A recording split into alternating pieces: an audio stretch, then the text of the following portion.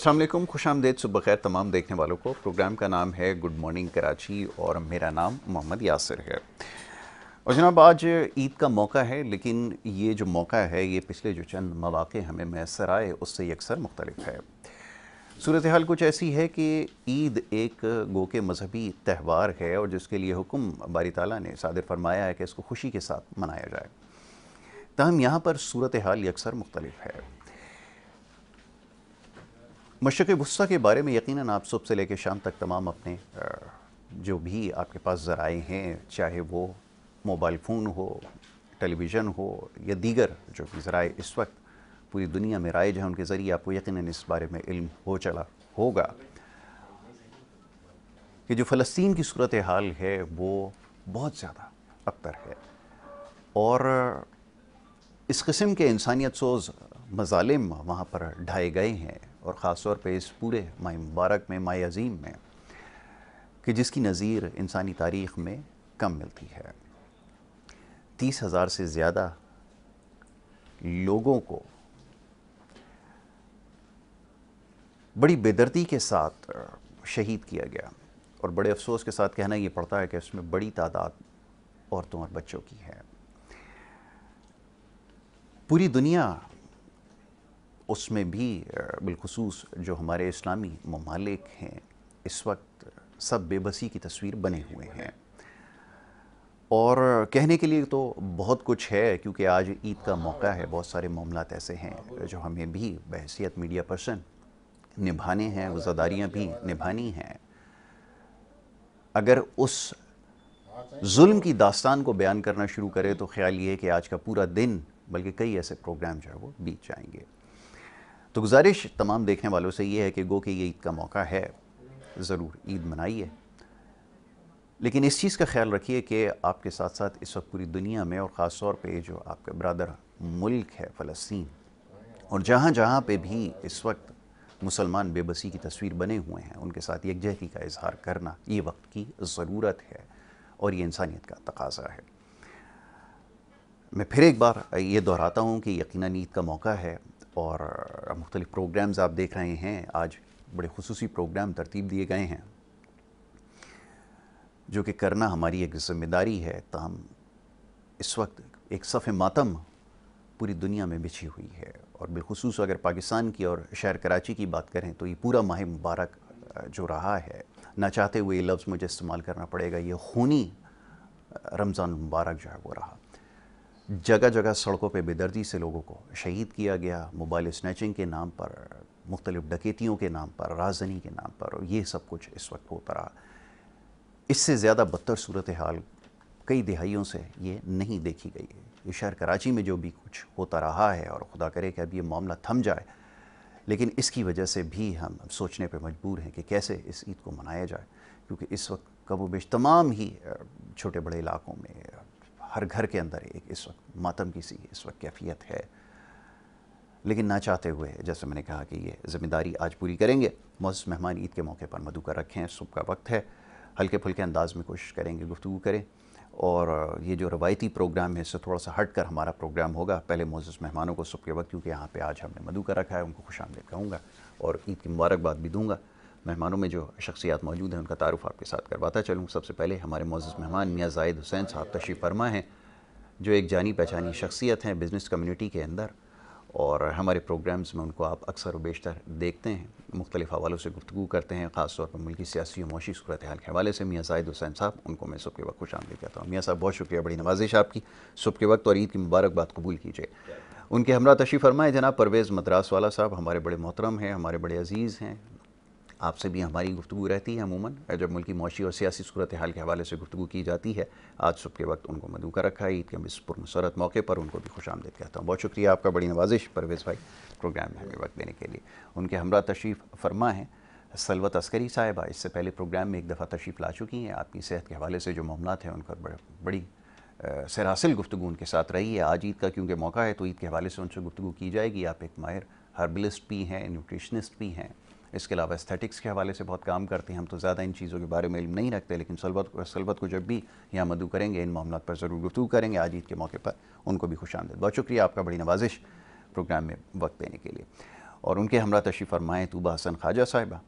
आप भी एक फ़िटनेस एक्सपर्ट हैं, हेल्थ के हवाले से, न्यूट्रिशन के हवाले से, ब्यूटी के हवाले से और बहुत सारे शोबों पे काम कर रही हैं। हमारे साथ अहम मौक़ों पर हमेशा मौजूद होती हैं। आज एक दफ़ा फिर उनको मदुका रखा है, उनको भी खुशामदीद और ईद की मुबारकबाद। वालेकुम अस्सलाम। बहुत शुक्रिया प्रोग्राम में हमें वक्त देने के लिए तमाम मेहमानों का।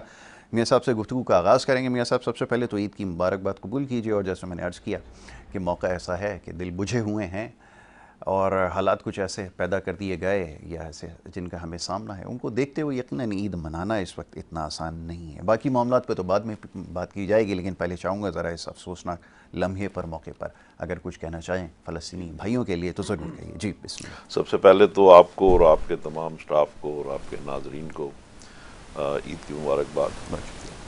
और जहाँ तक आपने बड़ी दिलसोज बात की, और मनाज़र हम टीवी पे देखते रहते हैं जो गज़ा में जो सूरत हाल है, और जिस तरीके से वो हॉस्पिटल्स को भी नहीं छोड़ रहे, और हॉस्पिटल्स में बच्चे और बूढ़े और बीमार सब लोग ही हैं उसमें, और हॉस्पिटल्स तक को देखें इंटरनेशनली भी जो कवानीन है उसमें कुछ, अगर आप जंग में भी हों तो उसमें कुछ हदूद और कुयूद और कुछ ज़ाब्ते होते हैं, तो ये तो किसी को भी नहीं बख्श रहे।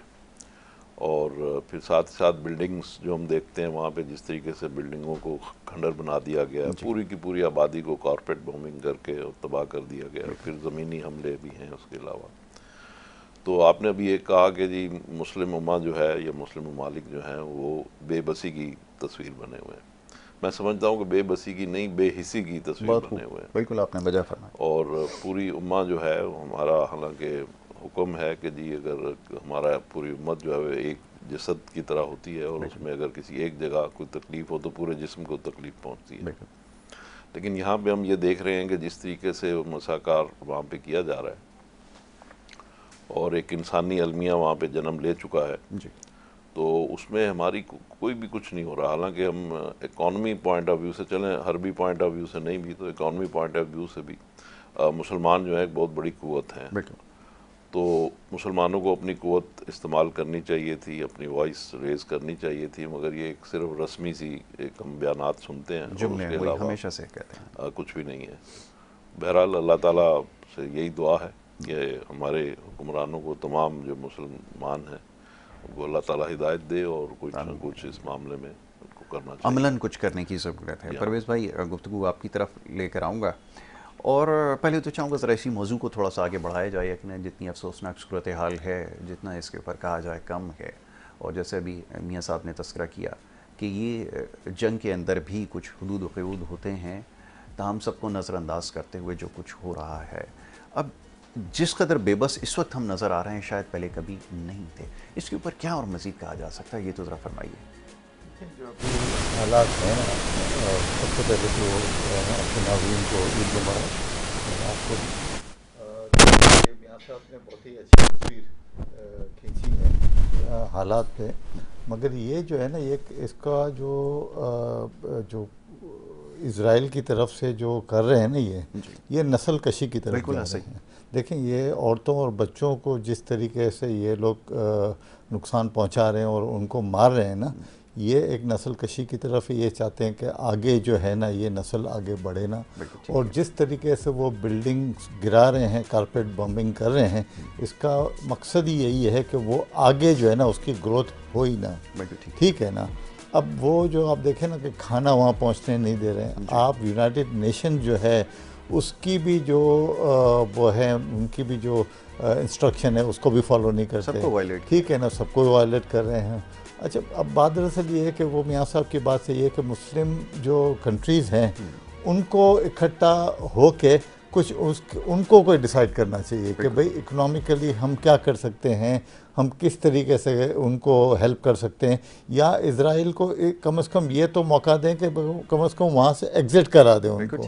एग्ज़िट कराने के बाद वो जब इलाके को जितना बम करना है बम कर लें। अब वो हस्पताल, खाने के कैंप्स को, और जो जिस हालत में वो जिस तरीके से रह रहे हैं कैंपों में, उसको भी वो बर्बाद कर रहे हैं। इसका मतलब यही है कि ये ऐसा मैसेकेयर है कि वो उसको बिल्कुल डिस्ट्रॉय करना चाह रहे हैं। तो ये हालात तो बिल्कुल सही नहीं है। और आप देखें कि ये ना आपके हाथ में है ना किसी हमारे हाथ में है कि हम इसको कुछ कर सकें। ये तो यही है कि भाई वो अल्लाह उनको हिदायत दे और कोई ऐसी गैबी ताकत आए जो उसको नीस्त व नाबूद करे और हमारे मुसलमान भाइयों को ये जो अजाब से बचाए, यही हम दुआ कर सकते हैं। बाकी रही बात कराची की, अब कराची के भी हालात जिस तरीके से बिगड़ते जा रहे हैं, ये भी एक समझते ना कि ये जो अपने बेरोज़गारी और जो महंगाई, ये सब उसका नतीजा है। और इस हालात में देखें ना, हम तो ईद बना रहे हैं मगर आप देखें कि जो बेचारे हमारे गरीब भाई हैं, जो बेरोज़गार हैं, जिनकी नौकरियां चली गई हैं और जो महंगाई की वजह से जो बेचारे जिस हालात से गुज़र रहे हैं, बिजली के बिल नहीं भर सक रहे हैं, बच्चों के लिए ख़रीदारी नहीं कर सकते, तो ये सारा उसी का ही रिपरकशन है कि वो जाके किसी न किसी तरीके से वो चीज़ें लेते हैं, उसमें वो मार भी देते हैं लोगों को और अपना मकसद पूरा कर लेते हैं। बिल्कुल, ये आपने बिल्कुल वजह फरमाया कि यही वाक़तन सूरत हाल है, क्योंकि एक तो मौशी बदहाली सबसे बड़ा चैलेंज है और उसके बाद जो कुछ होता रहा है अभी हालिया दिनों में, ये भी एक बड़ी वजह है जिसकी वजह से ये जो खून रेज़ी है इसका सिलसिला जारी है। ईद का मौका है, मज़ीद इसके ऊपर क्या कहा जाए, कहने के लिए तो बहुत कुछ है। बड़ी शदीद तनकीद का वैसे भी सामना है इस वक्त, ख़ास तौर पे हुकूमत इस सूबे में मौजूद है जिसमें इस वक्त हम यहाँ मौजूद हैं, तो ये सारी ज़िम्मेदारी उनके ऊपर आयद होती है। एक तरफ तो पूरी मुस्लिम बरादरी की अभी यहाँ निशानदेही की गई है कि सब बेबसी की तस्वीर हैं, और मियाँ साहब ने इससे एक कदम आगे बढ़कर एक बात कही है कि ये बेहिसी की तस्वीर जो है वो बन चुके हैं, इसमें कोई दो राय नहीं है। तो यही कुछ सूरत हाल का हमें यहाँ पे भी सामना है। बहरहाल जी, ख़वातीन की तरफ आऊँगा, ज़रा सलबत फरमाइएगा, ये माह मुबारक में क्या मसरूफ़ियत अमूमन होती है ख़वातीन की, और अब तो पहले के मुकाबले में मेरे ख़्याल में लोग ज़्यादा हेल्थ कॉन्शियस हो गए हैं, चीज़ों को समझना भी शुरू हो गए हैं, तो मेरे ख़्याल में अब आपके पास ज़रा ज़्यादा लोग आते होंगे और आप पहले के मुकाबले में कुछ तब्दीली कुछ नज़र आई है? क्योंकि तब्दीली हम हर तरफ तलाश कर रहे होते हैं, यहाँ पर कुछ तब्दीली हुई है कुछ? ज़रा इस बारे में तो बताइए जी। सबसे पहले तो आप सबको मेरी तरफ से बहुत बहुत ईद मुबारक हो, सारी टीम को और आप सबको, गेस्ट को। बस आपने बात ऐसी छेड़ दी है कि बस अब कहने को कुछ बाकी नहीं रहा है। जिस तरह के हालात हमारे अपने हैं ना मुल्क के, तो ऐसी सिचुएशन कर दी गई है कि हम लोग यूनाइटेड कभी नहीं हो सकते। ठीक है। तो ये सारी दुनिया में मुसलमानों को, मैं किसी को नहीं कहूँगी, सिर्फ मुसलमानों को कहूँगी, यकमुश्त होकर एक फ़ैसला नहीं कर सकते हम लोग। हमने कभी अभी तक अपने बच्चों को, बच्चे हमसे ज़्यादा इस चीज़ में आगे जा रहे हैं। आप यकीन करें कि बहुत सारी जगहों पे KFC पे इधर उधर बच्चे बैठी हुई हैं माएँ और बच्चे कुछ नहीं खा रहे। बच्चे इतने ज़्यादा उनको इस जोश है कि मतलब वो फ़िलिस्तीन के भाई हमारे किस तरह के हालात में, और अगर हम इस तरह से करते रहेंगे तो जाहिर सी बात है दिन रात आप यकीन नहीं करेंगे कि ये पुराने कपड़े वपड़े पहने में कुछ भी नहीं ख़रीदा, इसीलिए ख़रीद कैसे सकते हैं। मैं एक तस्वीर देखती हूँ बच्चों की, जो फ़िलिस्तीन के बच्चे जैसे बोल रहे होते हैं वो बच्चे नहीं लग रहे होते, उनके अंदर किस कदर वो है कि किसी तरह से हमारी कोई मदद करे। और मुसलमान हो तुम, कैसे मुसलमान हो, मतलब अल्लाह से जाके बोलेंगे बताएं आप ज़रा। तो हमें कुछ हो ही नहीं रहा है। नवाज शरीफ साहब ने बहुत अच्छी बात करी है, लेकिन उनके बात करने से कोई और मुल्क तो नहीं इसमें शामिल हो जाएगा। तो ये बहुत बड़ा, मतलब ये बहुत बड़ा अमल है और वो करना बड़ों का काम है, मतलब मुल्कों का काम है। बिल्कुल, औरतें तो बस यही है कि हम लोग तो सिवाय दुआओं के कुछ नहीं कर सकते, हम अपने घर के लिए सिर्फ दुआ करते हैं और कुछ नहीं कर पाते। ठीक है, दुआओं की इस वक्त ज़रूरत है। तूबा संफाज, आप फरमाइएगा कि आपकी भी राय क्या इनसे, आप इनसे इत्तेफाक करती हैं? यकीनन करती होंगी, क्योंकि बात ऐसी है, मैं एक्सपेक्ट नहीं कर रहा था कि ख़वातीन भी इतना इस हद तक जो है वो सोच रही होंगी, लेकिन बड़ी खुशी हुई कि उनको भी इस चीज़ का एहसास है। वाक़तन सादगी इख्तियार करने की ज़रूरत है। ज़रा इसके ऊपर चाहूँगा आप भी गुफ्तगू कीजिए जी। पहले तो सबको ईद मुबारक, इस दुआ के साथ कि हम अगली ईद हैं इंशाल्लाह सिर्फ अफसोस के साथ नहीं, अमली तौर पे भी अपने मुसलमान भाइयों के लिए कुछ कर रहे हो जब अगली ईद हम मनाएं। और ख़वातीन की जहाँ तक बात है तो ख़वातीन बहुत बड़ा रोल प्ले कर सकती हैं जी। जब बच्चों की बात आती है, तरबियत की बात आती है, हम माओं की ज़िम्मेदारी है कि हम अपनी औलादों में, अपनी आगे वाली जनरेशन्स में इनकलकेट करें कि हमारा क्या रोल होना चाहिए।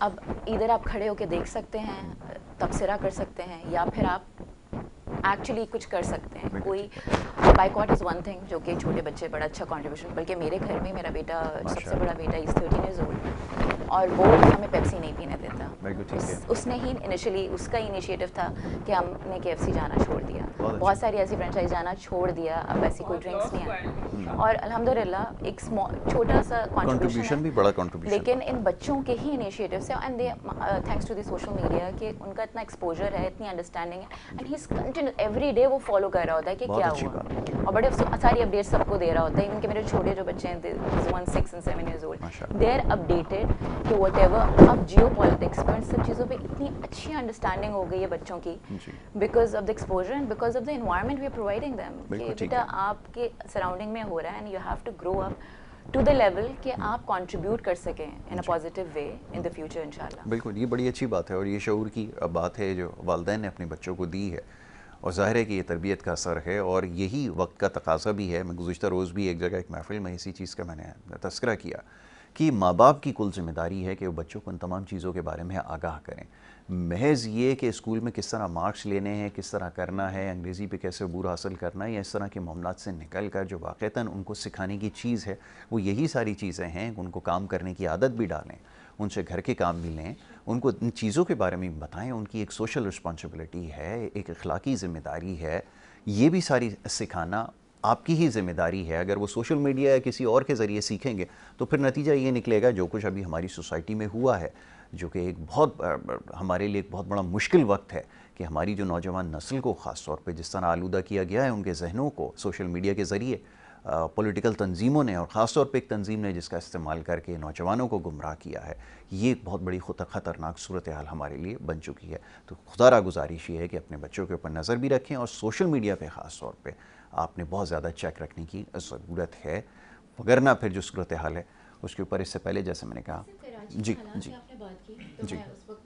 ज़रूर कहना चाह रही थी कि हर रमज़ान में वैसे हम ऑब्जर्व करते हैं कि कराची के क्राइम बढ़ जाता है। बिल्कुल ऐसा ही हर रमज़ान में होता है, और अभी 2-3 दिन पहले मैं क्लाइंट से डिस्कस करी थी, उन्होंने बोला कि तो भाई ये तो होता ही है, वो सारा लॉट आता है जो खैरात और ज़कात के लिए वो एंड अप करते हैं क्राइम करते हैं। बिल्कुल ठीक है, वो ज़कात का माल भी जा रहा होता है, और साथ में बिल्कुल लोग करें कंट्रीब्यूट, लोगों उनकी मदद भी ज़रूर करें, लेकिन ये क्राइम भी इसी सिनेरियो में बढ़ता है कि बहुत सारे लोग बेचारे जो कि अंडर प्रिविलेज्ड हैं, जिनके पास कुछ होता नहीं है कि वो और क्या करें, कोई रोज़गार का तो इतने शॉर्ट स्पैन में रमज़ान में आएंगे तो रोज़गार तो नहीं मिलेगा, और अगर नहीं मिल रहा है कुछ और, तो वो आखिर में क्या हो रहा है, मगिंग हो रही होती है, आप जा रहे हैं बाइक पे, किसी ने कुछ छीन लिया, फ़ोन छीन लिया, गाड़ी रोक ली, तो ये सब हर रमज़ान में एक प्रैक्टिस है, इसका सामना हमें रहता है। ये कोई नई बात हमारे लिए नहीं है, लेकिन इसमें जो सबसे अफसोसनाक पहलू है ना तूबा, वो ये है कि इस दफ़ा लोगों का बड़ा जानी नुकसान हुआ है। माली नुकसान तो लोग बर्दाश्त कर सकते हैं या उसका अज़ाला किया जा सकता है, लेकिन जब इंसानी जान का नुकसान होता है, ये शायद पहला मौका है कि इतने ज़्यादा इंसानों को यहाँ पर जो है वो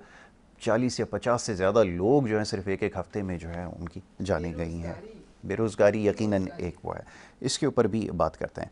मेरे साहब अब हालात के ऊपर क्या कहा जाए, मतलब कहने के लिए ज़्यादा कुछ नहीं है, लेकिन एक बड़ा दिलचस्प, क्योंकि हमारे यहाँ एक सिलसिला तबसरा होता रहा है, एक सिलसिला बना रहा, ज़रा हल्के फुल्के अंदाज में इस पर भी बात हो जाए कि ये जो ख़ास तौर पर खैराती इदारे जो बनाए गए, ये भी कल्चर बन गया है अब एक हमारे यहाँ कि जगह जगह आपको सड़कों पर, अब मैं इसको अच्छा समझूँ या बुरा समझूँ, कराची का कोई सड़क, फुटपाथ, किनारा, कोई ऐसा जगह नहीं थी जहाँ पे सहार, रफ्तार और सारे जो मामलात ना हो रहे हैं।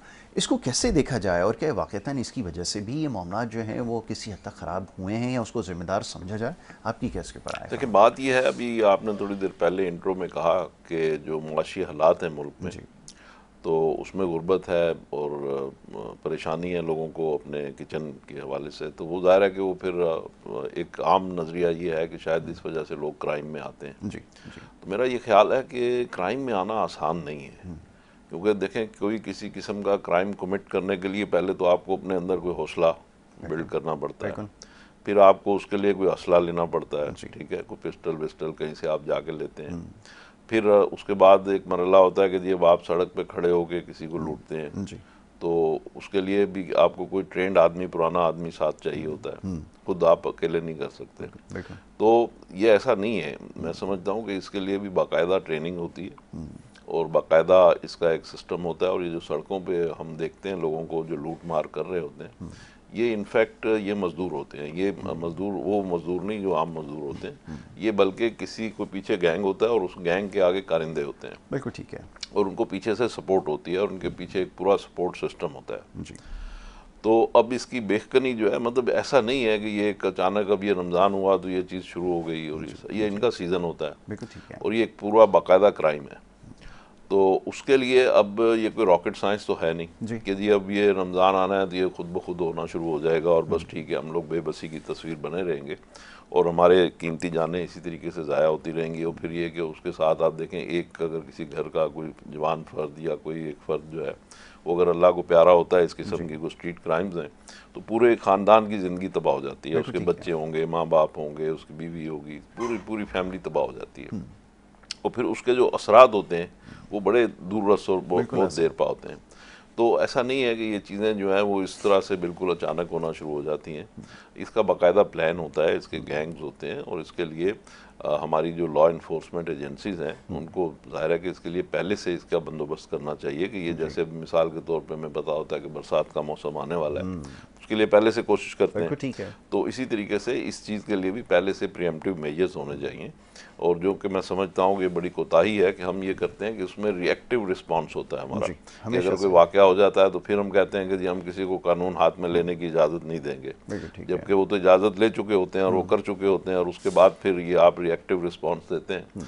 तो मेरा नहीं ख्याल कि ये चीज़ इस तरह है। इसमें चाहिए कि इसमें प्रिएम्प्टिव मेजर्स होने चाहिए, पहले से पता होना चाहिए, इसमें इंटेलिजेंस ये जो सिस्टम्स हैं वो होने चाहिए और इन चीज़ों को रोकना चाहिए। अभी आपने लाहौर में भी देखा कि एक बाप और बेटी जो है वो जहेज़ का सामान लेने गए थे बेटी का, और डाकू जो है वो डकैती किसी और बंदे के साथ कर रहे थे, उन्होंने उस पर फायर किया और उसको गोली लगी और उसके बाद फिर वो बेटी को जो बेचारी वहाँ से गुजर रही थी उसको लगी और उसका बाप भी ज़ख्मी हुआ।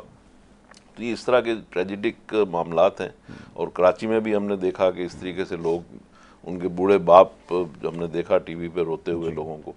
तो ये चीज़ें हैं, इसमें खुदारा इन चीज़ों को रोकना चाहिए। और हम आज कोई रॉकेट साइंस तो है नहीं कि आज के दौर में हम यहाँ बैठ के और अगर हम ये बेबसी की तस्वीर बने हुए हों तो ये कोई बात नहीं है। अच्छा, फिर ये तो हम चीज़ें मीडिया पे जो आती हैं ना कि जी वो 50 लोग शहीद हो गए सारे स्ट्रीट क्राइम में, ये तो वो बड़ी बड़ी चीज़ें आती हैं जो रोज़ाना की हज़ारों की तादाद में जो मोबाइल फ़ोन छीन रहे होते हैं, जो किसी के पर्स छीन रहे होते हैं, जो आप ट्रैफिक सिग्नल पे आपकी गाड़ी रुकती है तो वहाँ पे कोई बंदा पास से गुजरे तो आपको खौफ आ रहा होता है कि शायद ये भी आपको गन पॉइंट पे आपका पर्स वगैरह छीन लेगा या कुछ और होगा। या आपने ये भी देखा कि जी वो शायद तारिक रोड का वाक़या था कि ख़वातीन रिक्शे पे बैठ रही हैं तो उनके पर्स से मोबाइल, बच्चे ने मोबाइल निकाल लिया। तो ये सारी चीज़ें जो हैं इनके प्रिएम्प्टिव मेजर्स होने चाहिए और इसका एक ही हल है मैं समझता हूँ, वो है सेफ सिटी प्रोजेक्ट।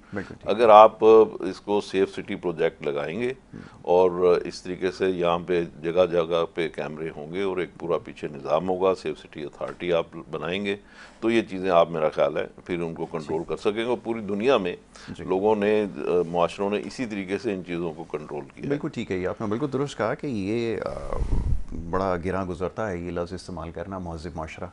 और महज़िब माशरों की मिसाल देना इस वक्त तो मैं समझता हूँ कि मुनासिब नहीं है, क्योंकि करने के लिए तो बहुत कुछ है। अभी जिस शहर के अंदर सूरत हाल ये हो कि चलने के लिए सड़क मौजूद ना हो, वहाँ पर अभी सेफ सिटी की बात करना बहुत बहुत मुश्किल है। नहीं मुश्किल नहीं है। देखें दुनिया ने तरक्की इसी तरीके से की है। अब आप देखें कि हम 3.5 करोड़ आबादी का ये शहर है।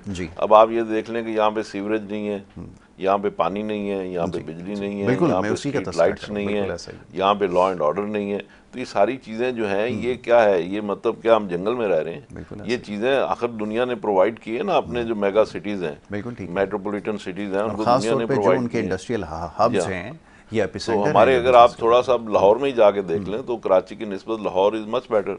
तो बात यह है कि हमें यहाँ पे सेफ सिटी भी लगाना चाहिए, स्टेट ऑफ द आर्ट, और ये बाकी सारी चीज़ें देखें। इस वक्त सिंध गवर्नमेंट जो है तकरीबन मेरा ख्याल है कि 250-300 अरब रुपए यहाँ पे सेल्स टैक्स के मद में भी इनको माशाल्लाह मिल जाता है। बिल्कुल ठीक है। तो इनके पास आमदनी के हिसाब से बहुत सारे, कोई हमारा गरीब सूबा नहीं है, रिच सूबा है। और इनके पास फिर ये कि 18वीं तरमीम के तहत भी जो मरकज से पैसे आ रहे हैं वो बहुत पैसे आ रहे हैं। बिल्कुल ठीक है। तो लिहाजा सूबे कोई गरीब नहीं है। अब सिर्फ जरूरत इस चीज़ की है कि इस पे प्लानिंग होनी चाहिए, काम किया जाए। जाए। बिल्कुल ठीक है, लेकिन उसके लिए आपको सिंसियर लीडरशिप और फिर ऐसे लोगों की ज़रूरत है। ये बड़ा मुश्किल काम है। बहस जो है वो दूसरी तरफ चली जाएगी क्योंकि ईद का मौका है। नहीं, लीडरशिप ठीक है, मैं समझता हूँ इसी से काम कराना चाहिए। इसी से काम कराना चाहिए। चाहे परवेज़ भाई आपकी क्या इसके ऊपर राय है, क्योंकि ये भी मौजू ऐसा है कि पूरे रमज़ान में जो है वो ज़ेर बहस आया कि कहीं पे शुतुरमुर्ग खिलाया गया, कहीं पे कुछ खिलाया गया। लोगों ने पढ़ा इसके ऊपर, तनकीद भी की, कहीं पे तामीरी तनकीद, क्योंकि हमारा जहन उस तरह का नहीं है तामीरी तनकीद वाला, लेकिन बहुत ज़्यादा तनकीद का निशाना इसको बनाया गया।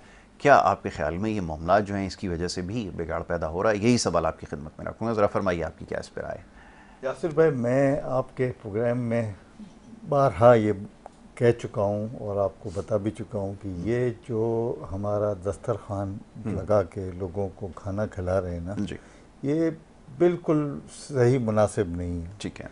देखें, वो जो बंदा जो है ना वहाँ खाना खा रहा है वो ड्रग एडिक्ट्स भी होते जी, हैं, बड़ी फिर तादाद वो उनकी। आपके जो क्रिमिनल्स होते हैं उसी सिग्नल पे आपको लूटते हैं, उसी सिग्नल पे जाके कोने पे खाना भी खा लेते बिल्कुल हैं, ठीक है। और फिर वहाँ वही ड्रग एडिक्ट्स होते हैं।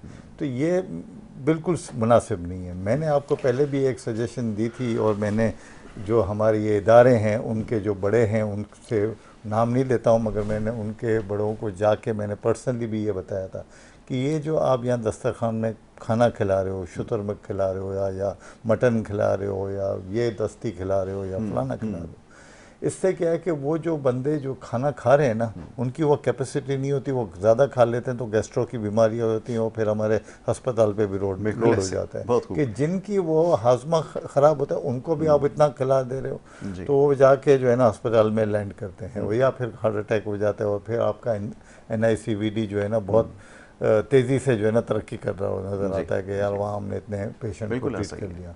मेरे ख्याल में जो है ना ये पैसा जो है ना ये लगना चाहिए कि स्किल डेवलपमेंट में, ये पैसा लगना चाहिए कि कोई वही पैसे से एक इंडस्ट्री लगा लें और उनको वहाँ एम्प्लॉयमेंट दे दें, उधर ही खाना भी खिलाएं उनको रहने भी दें, तालीम भी उधर दें, उनके बच्चों का और उनकी स्किल डेवलपमेंट करें। मैंने आपको पहले ही बोला था कि अगर यही एक 50 एकड़ का ज़मीन अगर सिंध गवर्नमेंट से लेके और वहीं लोगों को वहीं हाउस कर दें और वहीं एक प्लांट लगा दें फुटबॉल का या सर्जिकल इक्विपमेंट का, वहाँ उनको स्किल भी देंगे, वहाँ उनको सिखाएंगे भी, वहाँ उनको तालीम भी दें, वहाँ उनकी रिहाइश भी करें और फिर वो जो सामान बने उसको एक्सपोर्ट करके ना तो आप आपका रेवेन्यू भी बढ़ाएं। तो ये आप करें। हाँ, जिसको खाना खिलाना है आप उसको खिलाएं भी, मगर अब देखो वो जो असल में जो है ना हकदार है ना, जो वाइट कॉलर है ना, वो कभी भी जाके जो है ना वो रोड साइड पे नहीं खाएगा, वो बेचारा खुदकुशी कर लेगा, अपने बच्चों को मार लेगा, मगर वो कभी भी जो है ना रोड पे जाके खाना नहीं खाएगा।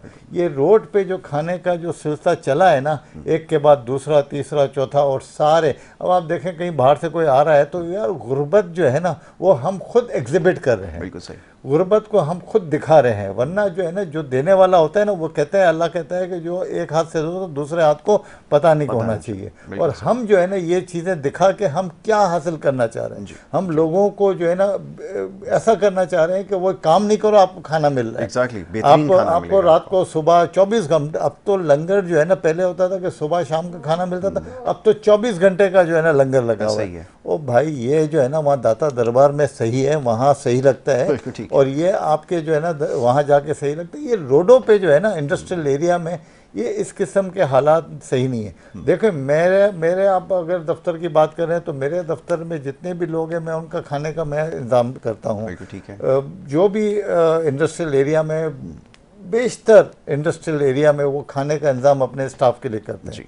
तो ये जो खाना खिला रहे हैं ये किसको खाना खिला रहे हैं? जो उन्हीं को ही खिला रहे हैं। तो पहले तो ये मुझे तो ये समझ नहीं आती। दूसरी बात ये है कि हमारे यहाँ जो हालात हैं जो सेफ सिटी का है, देखिए जो भी बड़े मुल्क होते हैं या बड़ी सिटीज़ होती हैं, जिस तरह से हमारी सिटी है कराची सिटी, आप देखें पिछले 25-30 सालों में इस सिटी का क्या बुरा हाल किया है। ये आगे जाने के बजाय हम पीछे ही गए हैं। जो रोड बननी थी वो भी तोड़ दी, जो प्रोजेक्ट बनने थे वो भी नहीं बने। K4 का प्रोजेक्ट जो कंप्लीट होना था जो आज तक कंप्लीट नहीं हुआ। रोडों पे आपके टैंकर चल रहे हैं, जो रोड सही बनते हैं वो डिस्ट्रॉय हो जाते हैं। देखिए टैंकर चलने से रोड डिस्ट्रॉय हो जाते हैं। तो आप जो चीज़ें जो सही करने की हैं आपकी प्रायोरिटी नहीं है, आपकी जो है ना लॉ एंड ऑर्डर की है वो प्रायोरिटी नहीं है, आपको खाना खिलाना है, लंगर खाना खिला रहे हैं, प्रायोरिटी नहीं है। तो ये सही सिक्योरिटी चाहिए तो अपने गार्ड रख लें, अपने गार्ड रखें, तो आप बिजली चाहिए तो अपने जनरेटर, तो ये आपकी प्रायोरिटी होनी चाहिए। आप अपने देखें, हम तो क्या करेंगे कि हम तो एक कारोबारी लोग हैं, हम हमारा काम निकालने के लिए सिक्योरिटी भी हमारी है, डीजल के जनरेटर भी हमारे हैं, स्टाफ को खाना भी हम लोग खिला रहे हैं, और जो चोरी चकारी हो रही है उसके अगेंस्ट इंश्योरेंस भी ले रहे हैं और वो भी हम उसको सिक्योर कर रहे हैं। तो गवर्नमेंट का देखें ना रेट कहाँ से है। आप गवर्नमेंट को चाहिए कि भाई ये एक सिटी को ऐसा बनाए कि मेट्रोपॉलिटन सिटी जैसे होती है दुनिया में, उनको एग्जाम्पल लेना है तो ज़्यादा दूर जाने की ज़रूरत नहीं है। खासकर मैं सिंध गवर्नमेंट को कह रहा हूँ कि वो सिर्फ लाहौर की एग्जाम्पल लेना है। चलें, दुबई जाने की ज़रूरत नहीं है, न्यूयॉर्क जाने की ज़रूरत नहीं है, टोक्यो जाने की ज़रूरत नहीं है, और आपको थाईलैंड या बैंकॉक जाने की भी ज़रूरत नहीं। आप लाहौर की मिसाल लेके कम से कम उसको ही रेप्लिकेट करें, कम से कम एक हिस्सा तो आप बना के देखें। एक ज़माने में मैं जब उसको बहुत एक्टिवली कर रहा तो मैं उनको ये कहता था कि चलो यार पूरा सिटी नहीं कर सकते हो ना, तो एक इलाका तो करके दिखाओ, एक इलाका करो पहले और उसको फिर सबको रेप्लिकेट कर दो, आपके पास बजट आ जाएगा। मगर आप देखेंगे कोई ऐसा इलाका आपको नहीं मिलेगा भेड़िया को छोड़ के कि जो एक इंफ्रास्ट्रक्चर जिसका पूरा है या उसकी रोडें पूरी हैं। तो ये जब तक नहीं होगा ना, देखें ये मगिंग होती रहेगी रोडों पे। जब आपकी सिग्नल पे गाड़ी रुकती है या खड्डे पे गाड़ी स्लो डाउन होती है ना, तो उस किस्म के हालात होते हैं, एक्सीडेंट होते हैं, लोगों की मगिंग होती है और फिर इस किस्म के हालात होते हैं। तो ये सारी चीज़ें एक बाय एक लोगों को इनको जो है ना ये चीज़ों को एड्रेस करना चाहिए, वरना ये हमारे हालात जो है ना नहीं आगे सही कभी भी नहीं हो सकते, कभी भी नहीं हो सकते, मुमकिनात में से नहीं है और इसके ऊपर सोचने की ज़रूरत है। बहरहाल इसके ऊपर गुफ्तगू की जाएगी और इसके साथ साथ जो दीगर मामलात हैं कोशिश करेंगे इसके ऊपर भी बात की जाए। एक ब्रेक जो है हमें यहाँ पर लेनी है और ब्रेक के बाद इस सिलसिले को आगे बढ़ाएंगे। आप देखते रहिए हमारा प्रोग्राम।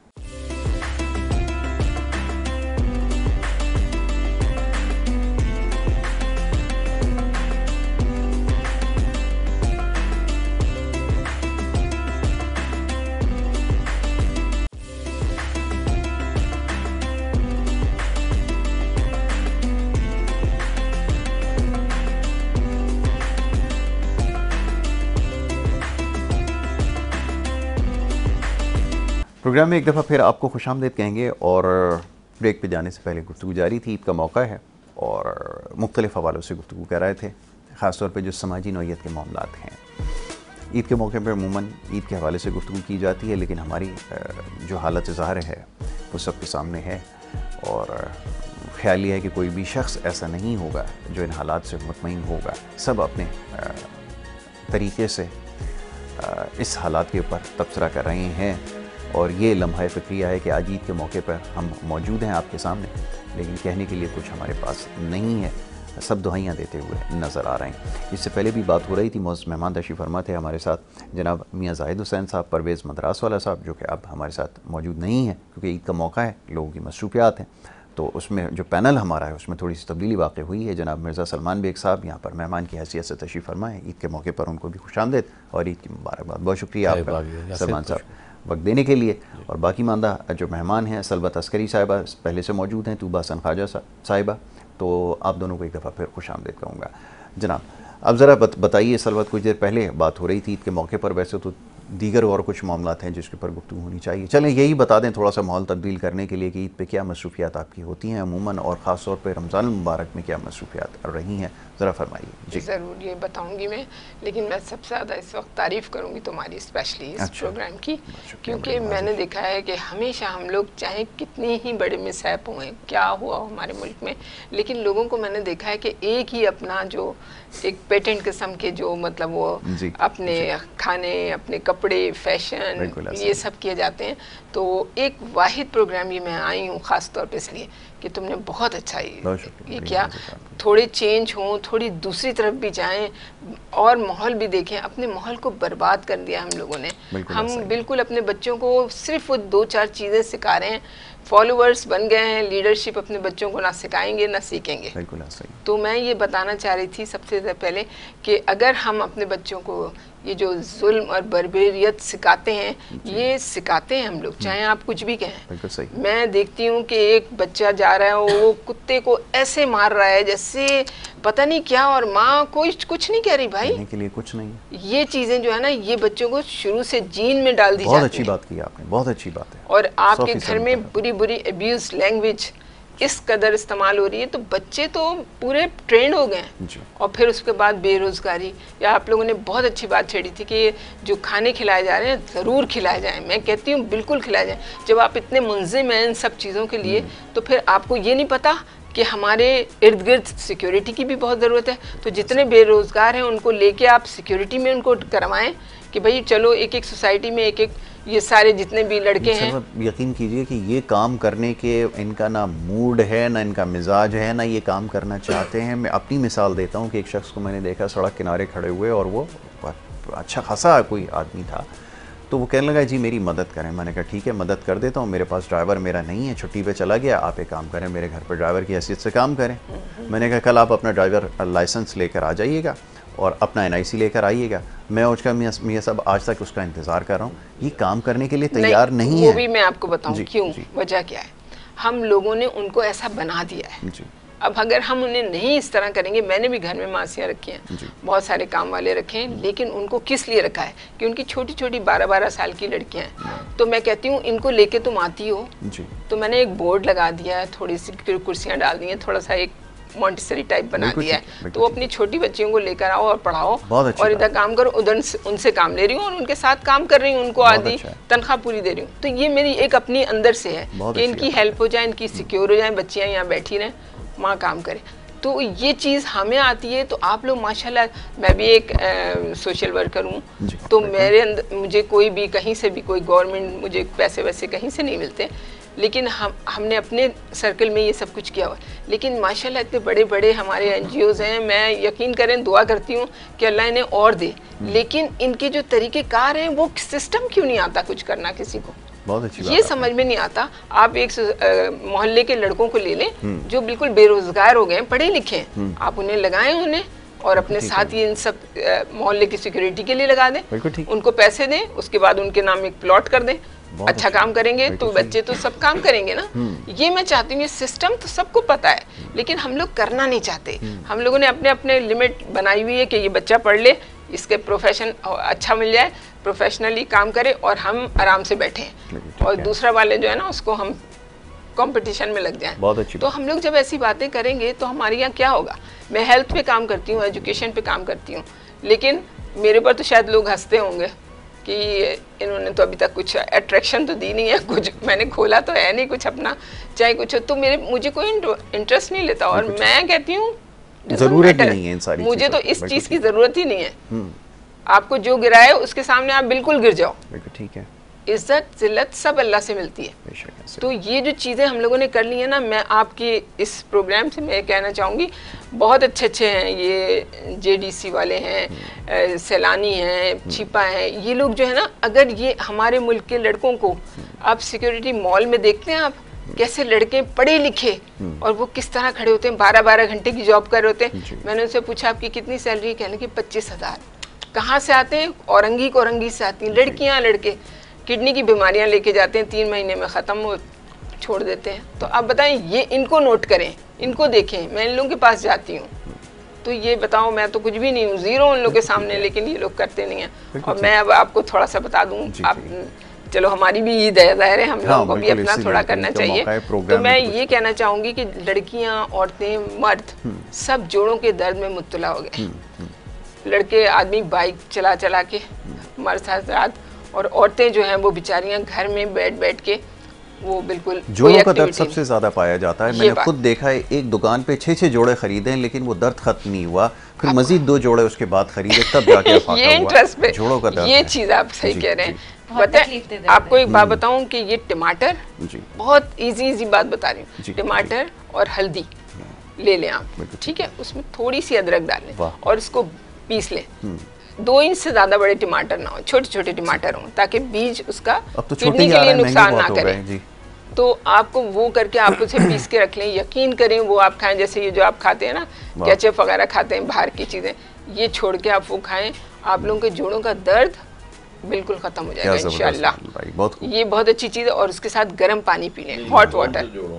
मैं वही जोड़े बता रहा हूँ जो ये बड़े बड़े तारिक रोड पे मिलते हैं, वही वाले जोड़े हैं। मैं हेल्थ की जी आप हेल्थ के हवाले से बता रहे हैं। नहीं आपने अच्छा किया, और आपने बिल्कुल सही बात बोली है कि ये आप बहुत अच्छा एक टॉन्ट अच्छा है, ये बहुत जबरदस्त टॉन्ट है। मैं तो जोड़े वही समझ में अक्सर खवातीन को उन्हीं जोड़ों का दर्द रहता है कि वो जोड़े वो जो हर मगर जोड़े पहनने का फायदा, मैं खुद एक औरत हूँ, बुरी बात है कहना नहीं चाहिए, लेकिन वो जोड़े पहनने का फायदा जब आपने अपना डी शेप इतना हो गए हैं आप। मैं तुबा से जरा ऐसे गुफ्तगू करूँ ना, तुबा के पास सारे ऐसे क्लाइंट आते होंगे माशाल्लाह, वो जब देखते हैं ना मैनिक्विन देखते हैं कोई बड़ी खूबसूरत सी उसके ऊपर ड्रेस लगा होता है, फिर वो सोचते हैं कि यार हमें ऐसा नज़र आना चाहिए, वो ख़रीद के तो ले आती हैं, लेकिन जब वो पहनती हैं तो उसके बाद बड़ी दुआइयाँ देती हैं अपने टेलर को भी, उसको भी जिसने डिज़ाइन किया होता है कि हमने जो है वो इतनी मेहनत से इसको ख़रीदा है, सब कुछ किया, लेकिन वो बात नहीं आई।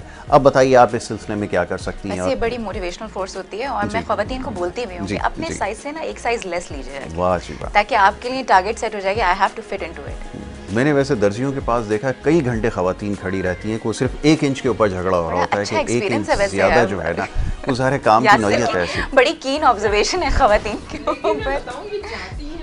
बहुत दुबली होना चाहती हैं, ऐसी बात नहीं है, बहुत कोशिश भी करती हैं, लेकिन उनको कोई गाइड नहीं करता ना, सही एक्सपर्ट्स को गाइड करना चाहिए। एक्सपर्ट्स को गाइड करती हैं, लेकिन वो डाइट के ऊपर मैंने खातून से पूछा कि आपका डाइट मेरे पास तो आती मैं जी एक सिर्फ दही का प्याला जो मैंने इस्तेमाल किया बस पूरे रमज़ान में, बाकी 4 पराठे और कीमा और अंडा वो मैंने ऐसे ही साथ में ले लेती हूँ, लेकिन प्याला एक ही इस्तेमाल करती हूँ। होते हैं जो आके बोलते हैं कि हम पूरे दिन कुछ नहीं खाते, पूरे दिन कुछ नहीं खाते, और पता नहीं वो फिर कैसे, अच्छा फिर कुछ टाइम बाद ओपन अप होते हैं, अच्छा वो रात में भूख लग रही थी तो मैंने ऑर्डर प्लेस कर दिया था, वो वीकेंड पे बहुत दिल चाह रहा था तो मैंने ऑर्डर प्लेस कर दिया था, एक दिन तो खा ही सकते हैं और चीट डे हो गया था। लेकिन 2 तरह के एक्सट्रीम केसेस होते हैं, एक तो वो स्टाफ करने वाले, उनका मेटाबॉलिज्म भी वो क्रैश कर देते हैं। मैं कुछ नहीं खाती हूँ फिर भी मेरा वजन इसीलिए नहीं होता। I keep telling them you have to eat good food. Malnourish होके भी आप वजन कम नहीं करेंगे अगर आपके अंदर न्यूट्रिएंट नहीं है, वो वाले माइक्रो न्यूट्रिएंट्स नहीं है, तो आपका वजन कम नहीं होगा।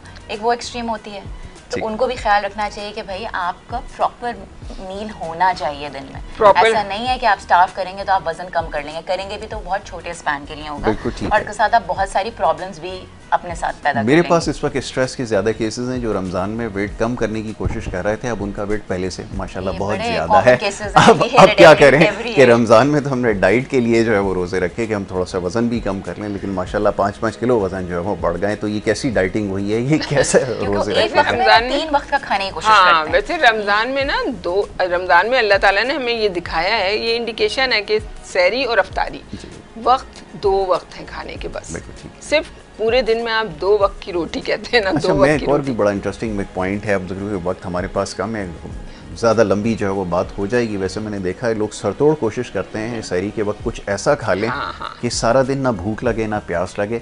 मतलब रोज़े का जो मकसद है, मैं सुन रहा था एक जगह बड़ी अच्छी बात किसी ने कही कि रोज़े का मकसद ये है कि भूख और प्यास का एहसास हो। यहाँ तमाम तर कोशिशें होती हैं कि कुछ ऐसा खा लिया जाए कि जिससे भूख और प्यास का एहसास ना हो। सलमान भाई की तरफ आता हूँ, वक्त महदूद है। सलमान साहब, सबसे पहले तो ईद मुबारकबाद, और आपको भी यही कहा जाएगा, कुछ देर पहले मौजू थोड़ा सा मुख्तलिफ था, ताम यह कि ईद के हवाले से जो मसरूफियात हैं या जो माह मुबारक में ख़ास तौर पर मसरूफियात रही हैं उसके बारे में थोड़ा सा मैं चाहूँगा ज़रा आप लबकुशाई कीजिए कि कैसा एक्सपीरियंस रहा, क्या कुछ देखते रहे और क्या कुछ ऐसा है जो समझ में आया कि अब तब्दील होने की ज़रूरत है, ज़रा फरमाइएगा। जी जी उम्मा के ऊपर सबक मिला है उम्मत को कि उम्मत एक नहीं है जी, ना कभी थी ना होगी। मुझे लगता है वो वक्त चला गया हमारा कि एक थे सब हम लोग। जहाँ 313 खड़े हो गए थे, यहाँ पे कोई 3 अरब की सॉरी मेरे ख्याल से 1.7 बिलियन की आबादी है, इससे ज़्यादा होगी मेरे ख्याल से। तो वो पुकार रहे हैं कुछ, और हम लोग सब बेबसी में देख रहे हैं एक दूसरे की तरफ कि पहले तू कहेगा, पहले वो कहेगा, कौन स्टार्ट लेगा, कौन कुछ कहेगा। देयर इज़ नो कमिटमेंट, एक दूसरे के साथ कोई कमिट नहीं करे, और बेबसी से उम्मत ने पूरा रमज़ान गुजारा है। मैं तो सोचता हूँ कि ये अब मुसलमान कहलाना भी हमें मेरे ख्याल से गलत होगा। हम मुसलमान भी नहीं रहे, मुसलमान क्या एक ढोंगला वो चाहते हैं जिसम पे पहना हुआ है, हम कि रमज़ान मना रहे हैं, ईद मना रहे हैं की कोशिश करेंगे, या लिबास पहनेंगे या खुशहाल रहेंगे कोशिश करेंगे, सब ढोंसलाएँ। उम्मत ने जो है ना सिर्फ सेल्फिशनेस पे हम चले गए, सिर्फ अपनी मदद के लिए चाहते हैं कि अपने लिए अपना घर बच्चे खुशहाल बनाएं, उनको पढ़ाई लिखाएं, या पढ़ाना किस तरह का पढ़ाना लिखाना चाहते हैं ये भी पता नहीं है। बहुत सारी स्टडीज़ ऐसी हैं जिसका बेफजूल है, बिल्कुल आप सही कह रही हैं। उसमें ये चीज़ें हैं कि बाहर जाने का भी मकसद आपका क्या होता है, just to be secure your family only. वहाँ पे है ना तो ज़्यादा करनी पड़ती है जी। यहाँ तो आपको मुलाजिम मिल जाता है, मेरे घर में मुलाजिम है, मैं कल डिसीजन लेना चाहूँ, मेरे बच्चे भी बच्चे यकीन जाने वो बड़ा शौक से तो जाएंगे, बट उनको लग पता जाएगा 2-3 महीने बाद कि लाइफ होती क्या है एक्चुअल में। आपको सर्वेंट, आपका पैसा भी हो ना, you can not take a servant until the governor कोई आपको परमिशन देगा उसकी, they grant you 6 to 8 month या 9 month या भी 1 year के बाद आपको शायद वो सर्वेंट आपको अलाउ करे कि आपके घर में सर्वेंट आपको परमिशन दे दे कि रख लें आप, अगर आपका पैसे कमाते हैं इतने आप। लेकिन ये नहीं है कि आप जाके और महलात में रहेंगे। बहुत टफ़ लाइफ होती है जी, बहुत टफ़ लाइफ होती है। बस सामने ये रखते हुए, चीज़ें मद्देनज़र रखते हुए कि जो रमज़ान गुजरा है, हमने जो भी अमल किए हैं उस अमल को हमने रायगा तो नहीं जाने देना। बिल्कुल ठीक है। आप ज़िंदगी में तब्दीली लाएँ, तब्दीली ऐसे ला सकते हैं कि इंसाफ करें हर जगह पे। बिल्कुल ठीक है। अपने इर्द गिर्द के माहौल में देखें, जो ज़रूरतमंद है उसकी मदद करें, उसको खड़ा करें। और हमने देखा ना ये खाने पीने का जो इंतज़ाम हो रहा है, यकीन जाने ये लोगों को और नीचे गिराता जा रहा है, गदागर बना रहे हैं, गदागर बना रहे हैं। बिल्कुल हम ना वही क्या ऐसी कौम पैदा जनरेशन देना चाहें आगे वाली कि वो कुछ ना करे। बस अगर कुछ नहीं करा ना तो वो 3 वक्त का खाना खा लेगा, सुकून से सो जाएगा। तो भाई क्या करना चाहते हैं? कोई गदावा बनाना चाह रहे हैं आप? मैंने ऐसे फकीर बना रहे हैं, पैदा कर रहे हैं मियां साहब कि वही लोगों को वहीं पे सामने स्टॉल लगे हुए हैं जहाँ पे खाना सर्व किया जा रहा है, और उससे थोड़ा सा आगे उन्होंने अपने बिस्तर लगाए हुए, बच्चों को सड़क पे छोड़ा हुआ है, वो भीख मांग रहे हैं और वो आराम से उठते हैं, उठकर खाना खाते हैं, दोबारा जाके या से देखे वही मेरा पर्स खराब हो गया, मैं तो हैरान हो गई। इस कदर तरीके बड़े कमाल हैं, बड़ी इनोवेशंस आ गई हैं। वही पता है एक जिस मुल्क की ना आपकी चीज़ें हेल्थ और एजुकेशन को ख़त्म कर दिया जाए ना, और दोनों चीज़ें बस कॉम्प्रोमाइज, वो दोनों चीज़ें हमारे यहाँ पढ़ाने का नाम नहीं है। वही बात को आगे बढ़ा लेते हैं इस चीज़ को कि बाकी अब हम क्या करेंगे जाके, कहाँ से तब्दीली लाएँ इस कौम के लिए। तब्दीली हुकूमत लेवल पे आती है, याद हमेशा रखिएगा। सेल्फ तो आप कर लेते हैं जो कुछ करना चाहें, लेकिन एक पॉलिसी जो होती है ना गवर्नमेंट बनाती है। गवर्नमेंट ने जिस तरह की ये NGOs को परमिशन दे दी है रोड पे, और यकीन जाने ऐसी जगह पे रोड पे दी है जहाँ ट्रैफिक डिस्टर्ब हो रहा है। आप ये कैंट के चले जाएँ उधर से, कैंट के 3 दरबार के जो कैंट का जो रास्ता आता है उस पर चले जाएँ आप, वहाँ पे इधर सलानी है, उधर दूसरी तरफ कोई और बैठा हुआ है, नाम लेते जाए, ऐसी जगह है यकीन जाने जो ट्रैफिक की जगह है, जिससे ट्रैफिक डिस्टर्ब हो रहा है, वहाँ पे आपने फुटपाथ की जो चलने की जगह है लोगों की, उसके ऊपर आपने दस्तरखान लगाती हैं और वहीं पर किचन खुला हुआ है, वहीं पे वो डोनेशन भी ले रहे हैं और वहीं पे गाड़ियाँ आके देखी भी जाती हैं, वहीं पे वो जनाब बराबर खाने खिला जाते हैं। ठीक है, ये अफसोसनाक अमल है, यकीन जाने। कॉलेजेस खाली पड़े हैं। अब मैं उस तरफ इसके बाद आऊँगा, थोड़ी सी गुफ्तगू मियां साहब, क्योंकि वक्त मेरे पास महदूद है, पहला सेगमेंट जो है तकरीबन इख्तिताम पे। मियां साहब क्या मैसेज दिया जा सकता है? ईद का मौका है, क्योंकि मैसेज तो हमेशा हम देते आए, ये पूरी गुफ्तगू ही एक मैसेज है, लेकिन आखिर में क्या कहना चाहेंगे? आपको क्या समझते हैं हंगामी बुनियादों पे क्या करें? पहले तो एक लाइट साइड पे एक साहब ने ऐड दिया अखबार में मुलाजमीन के लिए, तो लोग आए तो उन्होंने उनका इंटरव्यू किया, तो फिर आखिर में उन्होंने पूछा जी जॉब क्या है? उनका जी जॉब ये है कि आपने दाता दरबार जाना है, बिल्कुल ठीक है, अपने खा के आना है और मेरे लिए टिफिन लेकर लेके आना है, तनख्वाह कोई नहीं है। जी हाँ, तनख्वाह कोई नहीं है। तो बात यह है कि आजकल हमारा मुआशरा जो है वो इसी तरफ जा रहा है जी, रफ्ता रफ्ता, कि लोग मेहनत ना करें, काम ना करें, बस वो जाके लंगर से खाना खा लें और अल्लाह अल्लाह खैर सलाम। बाकी जहाँ तक मैसेज का ताल्लुक है, मैसेज में समझता हूँ कि पाकिस्तान में मायूसी की ज़रूरत नहीं है, ठीक है, और पाकिस्तान के अच्छे दिन आ रहे हैं इंशाअल्लाह, और इंशाअल्लाह पॉलिटिकली भी हम लोग बेहतर हो रहे हैं और इकोनॉमिकली भी हम बेहतर हो रहे हैं, और बस हमें करना ये है कि हमें अपने मामलात को ठीक करना है। फॉर एग्ज़ाम्पल अगर हम टैक्स नहीं देते तो हम टैक्स दें, हम ये ना करें कि एग एंड चिकन वाली बात के जी पहले हमें सर्विस मिलेगी तो फिर हम टैक्स देंगे। ठीक है, तो टैक्स हमें देना चाहिए और मुल्क और कौम के लिए काम करना चाहिए। इसी तरीके से बिजली चोरी होती है हमारे यहाँ 1200 अरब रुपए साल की, तो उससे हमें एतराज़ करना चाहिए। बिल्कुल ठीक, तो ये सारी चीज़ें जो हैं ये अगर हम ठीक करेंगे तो हमारे इदारे भी ठीक होंगे। बिल्कुल, तो हमें भी अपना हिस्सा डालना चाहिए ताकि हमारा मुल्क तरक्की करे, और मुझे लग रहा है कि हमारा मुल्क अब इंशाल्लाह अल्लाह करे वो वक्त आ ही जाए कि जब हमारा मुल्क तरक्की करे। लेकिन उससे पहले सबसे ज़्यादा ज़रूरी है, मियां साहब की बात को ही आगे बढ़ाऊँगा, एक ब्रेक की तरफ हमें जाना है और उसके बाद दूसरे सेगमेंट का हम आगाज़ करेंगे। कि सबसे पहले अपनी इस्लाह की ज़रूरत है। ये सारी तनकीदें होती रहेंगी और होती रही हैं, लेकिन उसमें सबसे ज़्यादा ज़रूरी है कि सबसे पहले अपना मुहासबा किया जाए, और अगर आज भी वो वक्त नहीं आया आपके ख़्याल में तो शायद अब बहुत देर हो चुकी है। सोचें इसके बारे में। अगर यासिर साहब, हमें सालाना टैक्स जो देना चाहिए ना हमारे कौम को, वो हमारी इकॉनमी के हिसाब से कम 14-15 हज़ार अरब रुपए हमें टैक्स देना चाहिए, जबकि हम टैक्स देते हैं सिर्फ 9,400 रुपये। ऐसा तकरीबन 4-5 हज़ार अरब रुपए का टैक्स भी हम कम देते हैं। बिल्कुल ठीक है। और उसके अलावा भी बहुत सारे मामला हैं। खैर, इसके ऊपर तो इंशाल्लाह फिर कभी ज़रूर तफसील से गुफ्तगू करेंगे, लेकिन जैसे मैंने अर्ज़ किया कि मुहासबे की ज़रूरत है। अपना मुहासबा कीजिए और यहीं से फिर इस्लाह का पहलू जो है वो शुरू होता है, और उसके बाद फिर हम एक तनकीद करते हैं और तनकीद बराए तनकीद करते हैं। ये फिर हमें शायद ज़ेब देगी।